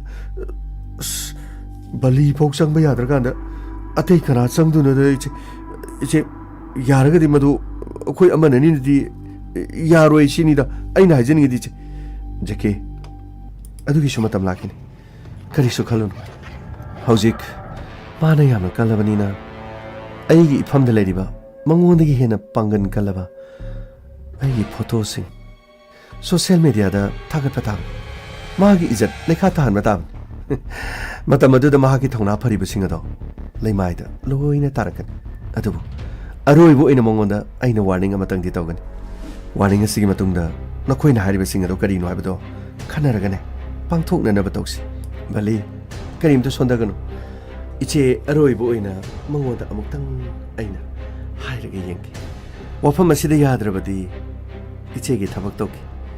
ꯃꯁꯤꯗ ꯑꯃꯨꯛ ꯌꯥꯗ꯭ꯔꯒꯅ ꯅꯈꯣꯏ ꯁꯦꯝ ꯁꯥꯗꯨꯅ ꯂꯩ ꯂꯥꯛꯑꯣ ꯑꯩꯒ ꯄ꯭ꯂꯥꯟ ꯑꯃꯇ ꯇꯧꯁꯤ ꯏꯃꯨꯡꯗ ꯆꯪꯁꯤꯜꯂꯛꯑꯣꯅꯦ ꯅꯈꯣꯏꯕꯨ ꯏꯆꯦ ꯂꯥꯛꯆꯔꯤꯁꯦ ꯑꯁ ꯀꯔꯤ ꯄ꯭ꯂꯥꯟꯅꯣꯅꯦ ꯇꯧꯔꯤꯁꯤꯕꯨ ꯑꯃꯗꯅ ꯁꯣꯝꯗ ꯇꯧꯍꯧꯔꯤꯗꯨꯒ ꯁꯣꯝꯗ ꯇꯧꯔꯤꯁꯤꯒ ꯑꯁ ꯌꯥꯎꯗ꯭ꯔꯦ ꯁꯤꯁꯨ ꯕꯦꯔꯥ ꯑꯃꯨꯛ ꯇꯥꯗꯣꯏꯕ ꯌꯥꯎꯔꯦ ꯑꯃꯨꯛ ꯑꯩꯒꯤꯁꯨ ꯁꯔꯨꯛ ꯊꯨꯡꯗꯣꯏꯕ ꯑꯁ ꯁꯤꯅꯤ ꯃꯤꯒꯤ ꯊꯨꯝ ꯆꯥꯔꯨꯕꯅꯤꯅ ꯎꯄꯥꯏ ꯂꯩꯇꯦ ꯃꯔꯝ ꯆꯥꯗꯅ ꯃꯤꯉꯣꯟꯗꯒꯤ ꯊꯨꯝ ꯄꯨꯔꯨꯅꯨ ꯍꯥꯏꯗꯣ ꯁꯤꯅꯤ ꯇꯧꯔꯤ ꯀꯔꯤ ꯑꯁꯨꯛ ꯆꯥꯎꯕ ꯊꯧꯗꯣꯛ ꯑꯃ ꯊꯣꯛꯂꯒ ꯅꯈꯣꯏꯅ ꯇꯨꯃꯤꯟꯅ ꯂꯩꯔꯤꯁꯤꯕꯨ ꯀꯔꯤꯒꯤꯅꯣ ꯍꯥ ꯀꯔꯤꯒꯤꯅꯣ ꯃꯥꯂꯦꯝ ꯑꯁꯨꯛ ꯆꯥꯎꯕ ꯊꯧꯗꯣꯛ ꯑꯃ ꯊꯣꯛꯂꯒ ꯅꯪꯅ ꯇꯨꯃꯤꯟꯅ ꯂꯩꯔꯤꯁꯤꯕꯨ ꯀꯔꯤꯒꯤꯅꯣ ꯊꯝꯃꯆꯧ ꯑꯩꯁꯨ ꯌꯥꯔꯒꯗꯤ ꯂꯣꯏꯁꯤꯟꯅꯒꯦ ꯍꯥꯏꯗꯨꯅ ꯇꯧꯕꯅꯤ ꯑꯩ ꯅꯨꯄꯤ ꯃꯆꯥꯁꯤꯅ ꯑꯩꯉꯣꯟꯗ ꯇꯝꯂꯝꯗ꯭ꯔꯕꯗꯤ ꯑꯩꯗꯤ ꯈꯪꯂꯣꯏꯅꯦ ꯑꯩ ꯋꯥꯏ ꯑꯁꯨꯛ ꯂꯨꯕ ꯊꯧꯗꯣꯛ ꯑꯃ ꯊꯣꯛꯂꯒ ꯅꯪꯅ ꯇꯨꯃꯤꯟꯅ ꯂꯩꯁꯤꯜꯂꯒ ꯅꯪꯅ ꯁꯣꯜꯕ ꯇꯧꯒꯅꯤ ꯍꯥꯏꯕꯁꯤꯕꯨ ꯃꯗꯨꯅ ꯌꯥꯒꯗ꯭ꯔꯣ ꯍꯥ ꯃꯗꯨꯅ ꯅꯪꯒꯤ ꯄꯨꯟꯁꯤꯗ ꯅꯪꯒꯤ ꯀꯦꯔꯤꯌꯔꯗ ꯃꯥꯡꯅꯅꯕ ꯇꯧꯔꯛꯀꯗꯧꯔꯤꯕꯅꯤ ꯍꯥꯏꯌꯨ ꯅꯨꯄꯤ ꯃꯆꯥꯗꯨꯒ ꯅꯪꯒ ꯀꯌꯥꯝ ꯂꯨꯁꯤꯟꯅꯔꯨꯔꯦ ꯍꯥ ꯀꯌꯥꯝ ꯑꯔꯨꯕ ꯃꯔꯤ ꯂꯩꯔꯨꯔꯒꯦ ꯃꯣꯏ ꯇꯥꯃꯣ ꯇꯞꯅ ꯍꯥꯏꯁꯤꯕ ꯏꯄꯥ ꯄꯥꯈꯠꯂꯅꯤ ꯑꯩꯅ ꯈꯪꯖꯕꯗꯗꯤ ꯏꯂꯤ ꯍꯥꯏꯔꯤꯗꯣ ꯑꯩꯈꯣꯏ ꯃꯥꯂꯦꯝꯒ ꯃꯇꯝ ꯈꯔꯗꯤ ꯂꯣꯏꯅ ꯈꯪꯅꯔꯝꯕꯅꯤ ꯑꯩꯅꯁꯨ ꯍꯥꯏꯐꯦꯠ ꯃꯣꯏ ꯇꯥꯃꯣꯗ ꯅꯣꯡꯃ ꯇꯝꯈꯤꯕꯗꯨꯅꯤ ꯅꯪꯅ ꯇꯝꯈꯤꯕ ꯏꯅꯥꯛ ꯀꯩꯔꯥꯛ ꯈꯨꯟꯕ ꯅꯨꯄꯤ ꯏꯝꯐꯥꯜꯗ ꯌꯨꯝ ꯍꯣꯡꯂꯒ ꯂꯩꯒꯗꯕꯅꯤ ꯈꯨꯡꯒꯪꯗ ꯂꯩꯕ ꯅꯨꯡꯉꯥꯏꯔꯣꯏ ꯍꯥꯏꯕ ꯅꯨꯄꯤꯗꯨ ꯅꯠꯇ꯭ꯔꯣ ꯃꯇꯝ ꯑꯗꯨꯗ ꯑꯩꯅ ꯇꯥꯈ꯭ꯔꯕꯅꯤ ꯁꯍꯔ ꯑꯃꯗꯤ ꯈꯨꯡꯒꯪ ꯑꯅꯤꯒꯤ ꯈꯦꯠꯅꯕ ꯍꯥꯏꯕꯁꯦ ꯌꯥꯝꯅ ꯃꯍꯥꯛꯅ ꯇꯣꯈꯥꯏ ꯇꯥꯕꯒꯤ ꯋꯥꯈꯜ ꯑꯃ ꯂꯩ ꯐꯥꯎꯕ ꯂꯩꯇ꯭ꯔꯤꯉꯩꯗ ꯃꯥꯅ ꯇꯝꯈꯤꯕ ꯋꯥꯔꯤꯗꯨꯗ ꯑꯩꯅ ꯈꯪꯈ꯭ꯔꯕꯅꯤ ꯃꯣꯏ ꯇꯥꯃꯣ ꯋꯥꯐꯝꯗꯣ ꯅꯅꯥꯎ ꯅꯨꯄꯥꯅ ꯑꯩꯉꯣꯟꯗ ꯏꯀꯣꯏ ꯀꯣꯏꯖꯗꯅ ꯁꯥꯖꯔꯛꯄꯅꯤ ꯃꯇꯝ ꯑꯗꯨꯗ ꯑꯩꯅ ꯃꯍꯥꯛꯀꯤ ꯅꯨꯡꯁꯤꯕꯗꯨꯗꯗꯤ ꯑꯌꯦꯠ ꯑꯄꯟ ꯀꯔꯤꯃꯠꯇ ꯄꯤꯈꯤꯗꯦ ꯑꯗꯨꯕꯨ ꯋꯥꯔꯤ ꯁꯥꯟꯅꯔꯒ ꯒ꯭ꯌꯥꯟ ꯇꯥꯍꯜꯂꯨ ꯑꯩꯈꯣꯏ ꯈꯨꯡꯒꯪꯒꯤ ꯄꯨꯟꯁꯤꯅ ꯑꯃꯅꯤ ꯁꯍꯔꯒꯤ ꯄꯨꯟꯁꯤꯅ ꯑꯃꯅꯤ ꯍꯥꯏꯗꯨꯅ ꯃꯉꯣꯟꯗ ꯃꯔꯤꯛ ꯆꯨꯝꯅ ꯑꯩꯅꯁꯨ ꯍꯥꯏꯖꯈꯤꯕꯅꯤ ꯑꯗꯨꯕꯨ ꯈꯔ ꯂꯩꯔꯒꯗꯤ ꯑꯩꯈꯣꯏ ꯃꯥꯂꯦꯝꯕꯨ ꯃꯥꯅ ꯃꯤꯔꯥꯏꯕ ꯍꯧꯔꯛꯈꯤꯕꯅꯤ ꯑꯗꯨꯒ ꯃꯥꯂꯦꯝꯒꯤ ꯋꯥꯕꯨ ꯏꯇꯥ ꯇꯥꯗꯅ ꯃꯥꯅ ꯊꯣꯛꯄ ꯑꯃ ꯇꯧꯈꯠꯂꯛꯈꯤꯕꯅꯤ ꯃꯗꯨꯗꯒꯤ ꯃꯥꯂꯦꯝꯅ ꯍꯩꯅꯔꯛꯇꯗꯨꯅ ꯃꯥꯒꯤ ꯄꯨꯟꯁꯤꯗꯒꯤ ꯂꯥꯞꯊꯣꯛꯄ ꯄꯥꯝꯈꯤ ꯅꯪꯗꯤ ꯂꯣꯏꯅ ꯈꯪꯉꯤꯅꯦ ꯃꯇꯩꯃ ꯅꯪꯗꯤ ꯂꯣꯏꯅ ꯈꯪꯉꯤꯅꯦ ꯑꯗꯨꯗꯤ ꯉꯁꯤ ꯉꯔꯥꯡ ꯃꯥꯅ ꯁꯦꯜ ꯄꯤꯌꯨ ꯍꯥꯏꯗꯅ ꯗꯤꯃꯥꯟ ꯇꯧꯔꯦ ꯍꯥꯏꯔꯤꯁꯤꯕꯨ ꯁꯤꯁꯨ ꯅꯪ ꯈꯪꯕ꯭ꯔꯣ ꯑꯗꯨꯃꯗꯤ ꯑꯩꯗꯤ ꯈꯪꯖꯗ꯭ꯔꯦ ꯅꯅꯥꯎ ꯅꯨꯄꯥꯅ ꯋꯥꯐꯝꯁꯦ ꯍꯥꯏꯕꯗ ꯏꯀꯣꯏ ꯀꯣꯏꯔꯅꯦꯅ ꯑꯩꯅ ꯑꯈꯪꯕ ꯈꯔꯗꯣ ꯍꯥꯏꯖꯕꯅꯤ ꯃꯥꯂꯦꯝ ꯄꯩꯁꯥꯒꯤ ꯃꯇꯥꯡꯁꯤꯅ ꯀꯔꯝ ꯇꯧꯕꯅꯣ ꯅꯈꯣꯏ ꯇꯥꯃꯣꯗ ꯁꯦꯡꯅ ꯇꯝꯃꯨꯗꯅ ꯇꯥꯃꯣꯆꯧ ꯃꯥꯒ ꯑꯩꯒ ꯀꯔꯤꯁꯨ ꯍꯦꯟꯖꯤꯟꯅꯕ ꯃꯔꯤ ꯂꯩꯇꯦ ꯑꯩ ꯇꯁꯦꯡꯅ ꯃꯥꯕꯨꯁꯨ ꯑꯩ ꯅꯨꯡꯁꯤꯈꯤꯕꯅꯤ ꯑꯗꯨꯕꯨ ꯃꯥꯒꯤ ꯃꯑꯣꯡ ꯃꯇꯧ ꯈꯔꯗ ꯑꯩꯕꯨ ꯃꯥꯒꯤ ꯕꯣꯗꯤꯒꯥꯔꯗ ꯑꯣꯏꯅ ꯁꯤꯖꯤꯟꯅꯕꯒꯤ ꯃꯑꯣꯡ ꯃꯥꯒꯤ ꯃꯔꯤ ꯃꯇꯥꯒꯤ ꯐꯪꯁꯟ ꯃꯥꯒꯤ ꯇꯨꯡ ꯏꯟꯅꯗꯨꯅ ꯃꯥꯒꯤ ꯒꯥꯔꯤ ꯊꯧꯅꯅꯕ ꯂꯩꯕ ꯃꯤ ꯑꯃꯒꯨꯝ ꯂꯩꯁꯜꯂꯛꯈꯤ ꯇꯥꯃꯣꯆꯧ ꯑꯩꯒꯤ ꯄꯥꯟꯗꯝꯗꯤ ꯇꯥꯃꯣꯆꯧꯅ ꯄꯥꯝꯂꯤꯕ ꯄꯥꯟꯗꯝ ꯑꯗꯨ ꯌꯧꯕꯗꯨꯅꯤ ꯑꯗꯨꯒ ꯃꯥꯂꯦꯝꯒꯤ ꯊꯥꯛꯇ ꯃꯤꯡꯆꯠ ꯄꯨꯔꯛꯇꯨꯅ ꯑꯩꯒꯤ ꯃꯤꯡꯆꯠ ꯎꯔꯣꯟ ꯈꯤꯡꯕꯗꯨꯅ ꯑꯩꯅ ꯄꯥꯝꯖꯕ ꯃꯥꯒꯤ ꯃꯇꯨꯡ ꯏꯟꯗꯨꯅ ꯃꯍꯥꯛꯀꯤ ꯕꯣꯗꯤꯒꯥꯔꯗ ꯑꯣꯏꯗꯨꯅ ꯃꯍꯥꯛꯀꯤ ꯗ꯭राꯏꯚꯔ ꯑꯣꯏꯕꯗꯨꯗꯤ ꯑꯩ ꯄꯥꯝꯈꯤꯗꯦ ꯃꯍꯥꯛꯀꯤ ꯃꯑꯣꯡ ꯃꯇꯧꯗꯨꯗ ꯑꯩꯅ ꯇꯧꯗꯅꯅꯕ ꯀꯌꯥꯔꯛꯅ ꯍꯥꯏꯈꯤ ꯑꯗꯨꯕꯨ ꯃꯍꯥꯛ ꯌꯥꯈꯤꯗꯦ ꯃꯁꯤ ꯈꯛꯇ ꯅꯠꯇꯦ ꯑꯩꯅ ꯃꯄꯥꯟꯗ USAꯗ ꯇ꯭ꯔꯦꯅꯤꯡ ꯆꯠꯂꯤꯉꯩ ꯃꯇꯝꯗ ꯑꯩ ꯃꯉꯣꯟꯗ ꯃꯥꯅ ꯄꯥꯝꯗꯕꯁꯤꯡ ꯑꯗꯨ ꯑꯩ ꯀꯌꯥꯔꯥꯅ ꯍꯥꯏꯈꯤ ꯑꯗꯨꯕꯨ ꯃꯍꯥꯛ ꯑꯃꯠꯇ ꯇꯥꯈꯤꯗꯦ ꯑꯩꯈꯣꯏꯅ ꯑꯗꯨꯝ ꯑꯩꯉꯣꯟꯗ ꯁꯤꯡꯅꯔꯒ ꯃꯍꯥꯛ ꯑꯩꯒꯤ ꯃꯥꯌꯣꯛꯇ ꯂꯦꯞꯄ ꯍꯧꯔꯛꯈꯤ ꯑꯩꯅ ꯈꯟꯈꯤ ꯌꯨꯝꯗ ꯑꯃꯨꯛ ꯍꯟꯅ ꯂꯥꯛꯄꯗ ꯑꯩ ꯃꯥꯒ ꯂꯣꯏꯅꯔꯔꯣꯏ ꯍꯥꯏꯅ ꯑꯁꯨꯝꯅ ꯑꯩꯒ ꯃꯥꯒ ꯂꯥꯞꯊꯣꯛꯅꯕꯒꯤ ꯋꯥꯐꯝꯁꯤꯗ ꯃꯍꯥꯛ ꯃꯁꯥꯅꯁꯨ ꯌꯥꯈꯤ ꯀꯔꯤꯒꯨꯝꯕ ꯌꯥꯅꯤꯡꯗꯕ ꯑꯃꯠꯇ ꯃꯍꯥꯛ ꯐꯣꯡꯗꯣꯔꯛꯄ ꯂꯩꯈꯤꯗꯦ ꯇꯨꯃꯤꯟꯅ ꯑꯗꯨꯝ ꯂꯩꯈꯤ ꯊꯥ ꯀꯌꯥ ꯍꯧꯈꯤ ꯃꯁꯤꯒꯤ ꯃꯇꯨꯡꯗ ꯑꯩꯒꯤ ꯄꯨꯟꯁꯤꯗ ꯄ꯭ꯔꯤꯌꯥ ꯂꯥꯛꯈꯤ ꯑꯩ ꯉꯁꯤꯁꯨ ꯑꯩ ꯇꯣꯉꯥꯟꯕ ꯑꯩꯅ ꯉꯝꯖꯔꯤꯕ ꯏꯚꯦꯟꯠꯁ ꯑꯁꯤꯒꯨꯝꯕ ꯀꯌꯥꯁꯤꯗ ꯄ꯭ꯔꯤꯌꯥꯅ ꯉꯁꯤ ꯐꯥꯎꯕꯗ ꯁꯄꯣꯔꯠ ꯇꯧꯗꯨꯅ ꯂꯩ ꯇꯥꯃꯣꯆꯧ ꯑꯩ ꯀꯔꯤꯒꯨꯝꯕ ꯑꯃꯠꯇ ꯂꯥꯟꯈꯤꯗꯦ ꯃꯥꯅ ꯊꯥꯒꯠꯅꯤꯡꯕ ꯐꯣꯇꯣ ꯊꯥꯒꯠꯂꯕꯁꯨ ꯑꯩꯒꯤ ꯏꯖꯠ ꯃꯥꯡꯒꯗꯕ ꯀꯔꯤꯁꯨ ꯂꯩꯇꯦ ꯃꯗꯨ ꯌꯥꯔꯣꯏꯅꯦ ꯃꯥꯂꯦꯝ ꯅꯪꯒ ꯑꯔꯣꯟꯕ ꯃꯔꯤ ꯂꯩꯅꯗ꯭ꯔꯕꯁꯨ ꯅꯪꯒ ꯀꯥꯞꯃꯤꯟꯅꯕ ꯐꯣꯇꯣ ꯈꯔ ꯊꯥꯒꯠꯂꯒ ꯀꯦꯞꯁꯟꯗ ꯏꯔꯛꯀꯗꯧꯔꯤꯕ ꯋꯥꯍꯩꯁꯤꯡ ꯑꯗꯨꯅ ꯉꯁꯤꯒꯤ ꯁꯣꯁꯤꯌꯦꯜ ꯃꯤꯗꯤꯌꯥꯗ ꯂꯥꯏꯆꯨꯔꯕꯁꯤꯡ ꯑꯁꯤꯅ ꯅꯪꯉꯣꯟꯗ ꯇ꯭ꯔꯣꯜ ꯇꯧꯔꯛꯀꯗꯧꯔꯤꯕꯅꯤ ꯉꯥꯡꯉꯛꯀꯗꯧꯔꯤꯕꯅꯤ ꯆꯩꯔꯛꯀꯗꯧꯔꯤꯕꯅꯤꯅꯦ ꯑꯐꯕ ꯊꯕꯛ ꯑꯃ ꯇꯧꯕ ꯃꯇꯝꯗ ꯌꯦꯡꯁꯤꯟꯕꯤꯅꯕ ꯃꯤ ꯈꯨꯔꯛ ꯈꯥꯡꯗꯕꯅꯤꯅꯦ ꯇꯥꯃꯣꯆꯧ ꯌꯦꯡꯉꯣ ꯊꯕꯛ ꯑꯁꯦ ꯇꯔꯥꯏꯕ ꯌꯥꯔꯣꯏ ngasi nongonda nongmaina kapkani haiduna nongmai paiba mi amana lambida thalaga nongonda torukliba attack asida nangna phukibagi wan adubu nangna phuhongdaba nangna khanghongdaba matam adudadi nangi punchi kanana kangadori punamak singa se police station da satabe yaro kadai nongmai do pothoro nongmai do police ta ulaga asumna attack tori nongmai asi mafam adugi munmani haiduna maming mathaga loinana police ta takpa tabane tamcho aidi maming di khangthi maming khangdrabasu ili palama natro ili palabadi ili gi mathakta FIR changadabani ne mana tauba ngamabu kaya da ngam khadabano khunek nek liga nongmai paiba mi lambi da thalalaga nangi punchi da tengsim na bhona badu ai khoina taraina lopam thokpro tamacho aduga nangna tuminne wafam ase losin na bhona ba ai nupi ma sa aduna natai ma da tamlakpadagi natai ma na ingonda tamukpadagi mathang ai wai police station da salagane FIR ma paraga magi mathak ta kari tawbi yabagi habado ai police ka tanar yumdagi chathongono ko ai laktri phawphi yumdagi chathokar lamhen be yaroi nangi punchi hoje khudong thiningai wai matima moi thamo nanau nu pase senaram ko ai police station da chaluki hera makhoina kari ngamnara ai khoi gi su police lady haibase ning thina makhoi da masak takadabani ne police na lady base asiguma khudong chadaba singa sida matam chana pau tamduna ai khoi gi mating pangna ne bagi damak lady ba police ta mating lodana kanada logani leramo ai chaluki ge ko ai amuk ta chaluki ge hoi moi tamo khangi dana male nokhoi gi tamo na hairi sini ko sathokinu ko hoi tema ai yumda tum legani asuk chawba thodo ma tholaga nangna haidri du bukarigino tema kari su leitaba metar manida ai su khalam libani tamo chawtu karam kanda haisi ge han adu bu wafam ase ai su tampang khangda badagi asphari se police ta chalaga pauta mi se masina pharaban masdagi hena phaba leitraban lo imung tu songwa lo hoite kari no torisina gamai sir kari no nong tai du bo sir masidi sa se no ngai te sir kari no ni sa ngai te sibo nong thi no mum bigi ro adu gi na te sir kari no thabal gi matang da pakhang lei sa bi sing na kari no makhoi na thaban thing gi bagi makhoi no ngai ta bo do sir adu gum na ai so sir isa se chaba thakpa ya da bagi kari no ana ba ma lei ba male ne sir kari no ni gamai chaba thakpa ya de sibo haw ba thong su chaba ya da bro how tabagi na te de sir krino khang de sir ai di mi na ngawi hai ga dar khang de ko sir dukan gi hawai thong ma cha ga da bagi sarok di sir uka bi tha law ba noi law do sir yongchang maka sojalaga yelang ha pa ga hawai thrak maru ha pa ga thau kita ngaur ga uka bi samchet ka thong di sir adu ina saning ba sir mi na ngawi hai ga dar di khang de sir ai di hawai ga uka bi thong ma ga ji uka bi thong ma ne na hawi ne sir tawri jung ukabi thong du hawai ga di ukabi thong ne ne hauta bani ne adu kana na ngawi haidu no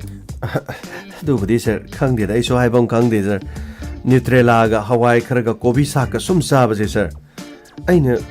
mi ne de ai se ngawi hai ga dar khang de madu gi insang du cha do gi saruk budi sir soidon ga nga atek pa ga thong ga cha ba so ai di adu ne na haw ai gi sil lei se ka no ma taw budi male soiba male ko sir ꯅꯪꯒꯤꯗꯣ ꯂꯩꯅꯥ ꯑꯃ ꯂꯩꯔꯦ ꯑꯍꯥꯎꯕ ꯆꯥꯗꯦ ꯍꯥꯏꯕꯒꯤꯔꯣ ꯑꯍꯥꯎꯕ ꯀꯔꯤꯅꯣ ꯗ꯭ꯔꯨꯕꯒꯩ ꯇꯣꯒꯗ phone ꯇꯧꯔꯒ ꯀꯧꯔꯣ ꯃꯈꯣꯏꯗ ꯂꯩꯕꯁꯤꯡ ꯑꯗꯨ ꯂꯧꯔꯣ ꯇꯉꯥꯏ ꯐꯗꯕꯁꯤꯡ ꯑꯗꯨꯗꯤ ꯃꯦꯁ ꯄꯥꯏꯔꯤꯁꯤ ꯀꯅꯥꯅꯣ ꯁꯔ ꯑꯗꯨꯕꯨꯗꯤ ꯄꯤꯁꯛꯅ ꯄꯥꯏꯕꯅꯦ ꯍꯟꯗꯛꯀꯤꯗꯤ ꯁꯔ ꯑꯩꯈꯣꯏ ꯔꯥꯎꯟ ꯑꯃꯃꯨꯛ ꯄꯥꯏꯅꯁꯦꯅ ꯑꯇꯩꯅ ꯄꯥꯏꯕꯅ ꯈꯔ ꯑꯃꯨꯛ ꯐꯕ ꯇꯥ ꯄꯤꯁꯛꯅ ꯄꯥꯏꯕ ꯃꯇꯥꯡꯁꯤꯗꯤ ꯑꯁ ꯁꯔ ꯃꯤꯅ ꯉꯥꯎꯏ ꯍꯥꯏꯒꯗ꯭ꯔꯥ ꯈꯪꯗꯦ ꯃꯥꯅꯕꯨꯗꯤ ꯑꯗꯨꯝ ꯀꯣꯟꯅꯖꯅꯕ ꯁꯤꯟꯕ ꯑꯣꯏꯔꯝꯒꯅꯤ ꯍꯣꯏ ꯑꯩꯗꯤꯅꯦ ꯃꯗꯨ ꯇꯥꯕ ꯅꯨꯡꯉꯥꯏꯇꯦꯀꯣ ꯌꯥꯅꯕ ꯑꯗꯨꯝ ꯁꯤꯜ ꯆꯥꯕ ꯊꯛꯄ ꯌꯥꯅꯕ ꯁꯔ ꯁꯤꯟꯗꯦ ꯍꯥꯏꯕ ꯅꯠꯇꯦꯗ ꯁꯔ ꯁꯤꯟꯕꯕꯨꯗꯤ ꯂꯣꯏꯅ ꯁꯤꯟꯕ ꯖꯥꯠꯅꯤꯗ ꯑꯗ ꯑꯩꯒ ꯁꯨꯝ ꯈꯔ ꯆꯥꯟꯅꯗꯕ ꯍꯥꯏꯇꯥꯔꯦ ꯃꯌꯥꯝꯅ ꯁꯨꯝ ꯍꯋꯥꯏ ꯄꯥꯝꯕꯗꯣ ꯑꯩꯗꯤ ꯍꯋꯥꯏꯒꯤ ꯃꯍꯨꯠꯇ ꯎꯀꯥꯕꯤ ꯊꯣꯡꯕꯅ ꯍꯦꯟꯅ ꯄꯥꯝꯕ ꯑꯗꯒꯤ ꯀꯔꯤꯅꯣ ꯈꯪꯗꯦꯗ ꯑꯁ ꯅ꯭ꯌꯨꯇ꯭ꯔꯦꯂꯥꯒ ꯍꯋꯥꯏꯒ ꯑꯃꯨꯛ ꯀꯣꯕꯤ ꯁꯥꯛꯀ ꯇꯧꯕꯗꯣ ꯁꯔ ꯑꯗꯨ ꯁꯔꯨꯛꯄꯨꯗꯤ ꯑꯩꯗꯤ ꯉꯥꯅꯨ ꯊꯣꯡꯕꯒꯨꯝꯕ ꯀꯔꯤꯒꯨꯝꯕꯅ ꯁꯤꯅ ꯈꯔ ꯑꯗꯨꯝ ꯍꯥꯎꯕ ꯑꯩꯒꯤ ꯆꯤꯟꯁꯦ ꯕꯦꯔꯥ ꯑꯣꯏꯕꯒꯤꯔꯗꯤ ꯈꯪꯗꯦꯀꯣ ꯁꯔ ꯑꯩꯈꯣꯏꯒꯤ ꯁꯔꯗꯤ ꯁꯤꯗꯩꯗ ꯀꯔꯤꯅꯣ ꯏꯟꯁꯄꯦꯛꯇꯔ ꯑꯣꯏꯔꯒ ꯀꯔꯤꯅꯣ ꯂꯣꯏꯅ ಚಾನ ꯊꯛꯅꯕ ꯃꯦꯁ ꯐꯤ ꯑꯗꯨ ꯑꯗꯥ ꯇꯧꯕꯁꯦ ꯑꯩꯈꯣꯏ ꯁꯔꯗꯤ ꯀꯔꯤꯃꯇ ꯄꯥꯏꯁꯨ ꯄꯥꯏꯗꯦ ꯌꯥꯎꯁꯨ ꯌꯥꯎꯗꯦ ꯁꯔ ꯀꯔꯤꯅꯣ ꯑꯥꯏꯕꯤ ꯈꯨꯃꯟꯗꯤ ꯁꯔ ꯃꯣꯏꯒꯤ ꯀꯔꯤꯅꯣ ꯏꯟꯁꯥꯡꯒꯤ ꯀꯔꯤꯅꯣ ꯐꯤꯁꯇꯣ ꯃꯥꯅ ꯄꯥꯏꯁꯜꯂꯦꯅ ꯆꯥꯕ ꯊꯛꯄ ꯌꯥꯗꯦ ꯀꯥꯏꯅ ꯀꯝꯄ꯭ꯂꯦꯟꯒ ꯇꯧꯔꯛꯈꯤꯕꯒꯤ ꯋꯥꯔꯤꯒ ꯂꯩꯗꯥꯏꯅꯦ ꯁꯔ ꯈꯪꯗꯦꯗ ꯁꯔ ꯑꯩꯒꯤ ꯆꯤꯟ ꯂꯩꯁꯤꯅ ꯌꯥꯗꯕ ꯑꯣꯏꯔꯝꯕꯁꯨ ꯌꯥꯏꯗ ꯁꯔ ꯑꯩꯗꯤ ꯀꯔꯤꯅೋ ꯈꯪꯗꯦ ꯁꯔ ꯌꯦꯟꯗꯦꯝ ꯊꯣꯡꯕ ꯆꯥꯗꯧ ꯁꯔꯨꯛꯄꯨꯗꯤꯀꯣ ꯁꯔ ꯉꯥꯗꯣ ꯃꯇꯨꯝ ꯇꯥꯎꯊꯣꯛꯑꯒ ꯁꯔ ꯀꯔꯤꯅꯣ ꯑꯁ ꯈꯥꯃꯦꯟ ꯑꯁꯦꯟꯕꯒ ꯇꯧꯔꯒ ꯁꯔ ꯍꯋꯥꯏ ꯊꯔꯥꯛꯀ ꯊꯣꯡꯉ ꯆꯥꯕꯗꯣ ꯌꯣꯡꯆꯥꯛ ꯃꯀꯛ ꯇꯧꯔꯒ ꯑꯗꯨꯅ ꯍꯦꯟꯅ ꯍꯥꯎꯕꯅꯤꯅꯦ ꯁꯔ ꯌꯥꯔꯦ ꯀꯔꯤꯅꯣ ꯗ꯭ꯔꯨꯕꯒꯤ ꯇꯧꯕꯗꯨ ꯀꯧꯔꯒꯅꯦ ꯃꯅꯥ ꯃꯁꯤꯡ ꯑꯍꯥꯎꯕ ꯑꯗꯒꯤ ꯁꯥ ꯌꯦꯟ ꯈꯔ ꯂꯧꯅꯕꯗꯣ ꯒꯥꯔꯤ ꯑꯃ ꯂꯥꯛꯑꯦ ꯀꯦꯁ ꯑꯃ ꯃꯥꯜꯂꯦ ꯑꯁ ꯀꯦꯁ ꯑꯃꯃꯨꯛ ꯂꯥꯛꯑꯦꯅꯦ ꯇꯧꯔꯤꯁꯦ ꯑꯩꯗꯤ ꯀꯦꯁ ꯂꯥꯛꯀꯗꯧ ꯁꯔꯨꯛꯄꯨꯗꯤ ꯀꯦꯁꯇꯨ ꯂꯣꯏꯔꯒꯀꯣ ꯑꯩꯒꯤ ꯋꯥꯇꯤꯟꯅ ꯀꯟꯊꯔꯝꯗꯥꯏꯗꯣ ꯁꯦꯠ ꯀꯟꯕꯗꯣ ꯑꯗꯨꯒꯤ ꯃꯇꯥꯡꯗꯨꯅ ꯐꯩ ꯏꯌꯥꯝꯕ ꯁꯣꯝꯗ ꯂꯥꯛꯈꯤꯌꯣ ꯏꯕꯨꯡꯉꯣ ꯏꯟꯁꯄꯦꯛꯇꯔ ꯂꯩꯀꯣ ꯂꯩꯌꯦ ꯁꯣꯝꯗ ꯂꯥꯛꯈꯤꯌꯣ ꯏꯟꯁꯄꯦꯛꯇꯔ ꯑꯝꯇ ꯆꯪꯖꯔꯛꯀꯦ ꯇꯥꯗ ꯆꯪꯖꯟꯕꯤꯔꯣ ꯀꯔꯤ ꯂꯩ ꯏꯕꯨꯡꯉꯣ ꯀꯦꯁ ꯑꯃꯈꯛꯀꯤ ꯑꯩꯁꯦ FIR ꯑꯃꯈꯛ ꯄꯥꯟꯒꯦꯅ ꯑꯗꯨꯒ ꯁꯤꯒꯤ ꯅꯣꯡꯃꯩꯁꯦ ꯇꯥꯗ ꯀꯥꯏꯗꯤ ꯅꯣꯡꯃꯩꯅꯣ ꯁꯤꯒꯤ ꯅꯣꯡꯃꯩꯁꯤꯅ ꯑꯩꯒꯤ ꯏꯅꯥꯎꯅꯨꯄꯥ ꯃꯥꯂꯦꯝ ꯅꯤꯡꯊꯧꯖꯥ ꯃꯤꯁꯇꯔ ꯏꯟꯗꯤꯌꯥ ꯑꯣꯏꯕꯗꯨꯅꯤ ꯃꯍꯥꯛꯀꯤ ꯄꯨꯟꯁꯤꯗ ꯇꯦꯝꯁꯤꯡꯅꯔꯛꯂꯤꯕꯅꯤ ꯀꯔꯤꯅꯣ ꯍꯥꯏꯔꯤꯁꯦ ꯂꯝꯕꯤꯗ ꯅꯣꯡꯃꯩ ꯑꯁꯤ ꯁꯠꯂꯒ ꯃꯥꯒꯤ ꯃꯆꯦ ꯊꯣꯛꯄ ꯅꯨꯄꯤ ꯑꯃꯈꯛ ꯃꯗꯨ ꯍꯟꯖꯟꯅꯒꯗꯕꯅꯤ ꯃꯃꯤꯠꯇꯒꯤ ꯃꯄꯤ ꯇꯥꯍꯟꯕ ꯌꯥꯔꯣꯏ ꯃꯗꯨ ꯅꯠꯇ꯭ꯔꯕꯗꯤ ꯑꯐꯕ ꯑꯣꯏꯔꯣꯏ ꯍꯥꯏꯗꯨꯅ ꯀꯤꯍꯜꯂꯛꯄꯗꯒꯤ ꯑꯩꯒꯤ ꯏꯅꯥꯎꯅꯨꯄꯥꯅ ꯅꯣꯡꯃꯩꯁꯤ ꯃꯨꯜꯂꯒ ꯐꯨꯔꯒ ꯊꯥꯈ꯭ꯔꯕꯅꯤ ꯑꯃꯨꯛꯇ ꯃꯈꯣꯏꯕꯨ ꯋꯥꯔꯞ ꯋꯥꯇꯦꯝꯅꯅꯕ ꯀꯔꯤꯅꯣ ꯑꯃꯨꯛꯇ ꯁꯤꯟꯕꯤꯔꯗꯤ ꯌꯥꯝꯅ ꯅꯨꯡꯉꯥꯏꯒꯅꯤ ꯏꯌꯥꯝꯕ ꯑꯗꯨꯗꯤ ꯅꯨꯄꯤ ꯑꯗꯨꯗꯤ ꯀꯅꯥ ꯅꯨꯄꯤ ꯑꯗꯨꯗꯤ Lakle Inspector Tayai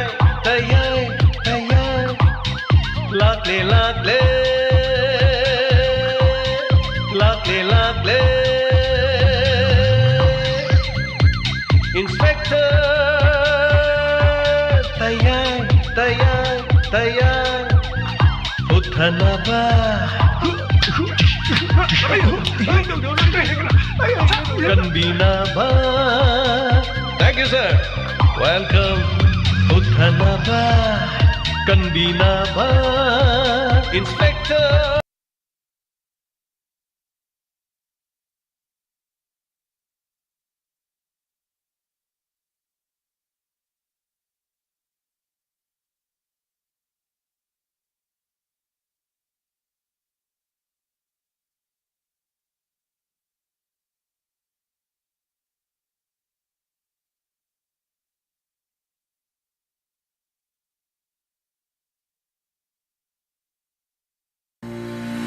ꯂꯦꯡꯁꯤꯟꯕꯤꯔꯣ Manipur nursing institute Tentha 10+2 pass ꯇꯧꯔꯕ ꯁꯥꯇ꯭ꯔꯤꯁꯤꯡꯒꯤꯗꯃꯛꯇ ꯑꯣꯏꯅ 22-23ꯒꯤ ꯁꯦꯁꯟꯗ GNM ꯇꯝꯕꯤꯅꯤꯡꯕꯁꯤꯡꯅ Manipur nursing institute Tentha Thoubal district ꯃꯅꯤꯄꯨꯔꯗ ꯈꯨꯗꯣꯡꯆꯥꯕ ꯂꯩꯖꯔꯤ ꯆꯍꯤ ꯈꯨꯗꯤꯡꯒꯤ ꯑꯐꯕ ꯁꯥꯇ꯭ꯔ ꯀꯌꯥ ꯄꯨꯊꯣꯛꯄꯅ ꯄꯥꯟꯗꯝ ꯑꯣꯏꯔꯤꯕ ꯏꯟꯁꯇꯤꯇ꯭ꯌꯨꯠ ꯑꯁꯤꯒꯤ ꯑꯀꯛꯅꯕ ꯁꯤꯠ ꯃꯁꯤꯡ ꯈꯔ ꯈꯛꯇꯅꯤ ꯑꯍꯥꯟꯕ ꯂꯥꯛꯄꯗ ꯈꯨꯗꯣꯡꯆꯥꯕ ꯄꯤꯖꯔꯤ ꯑꯀꯨꯞꯄ ꯃꯔꯣꯜꯒꯤꯗꯃꯛ ꯃꯅꯤꯄꯨꯔ ꯅꯔꯁꯤꯡ ꯏꯟꯁꯇꯤꯇ꯭ꯌꯨꯠ ꯇꯦꯟꯊꯥꯗꯒꯤ ꯈꯪꯕꯤꯌꯨ ꯐꯣꯝ ꯐꯪꯐꯝꯁꯤꯡ Manipur Nursing Institute Tentha Amadi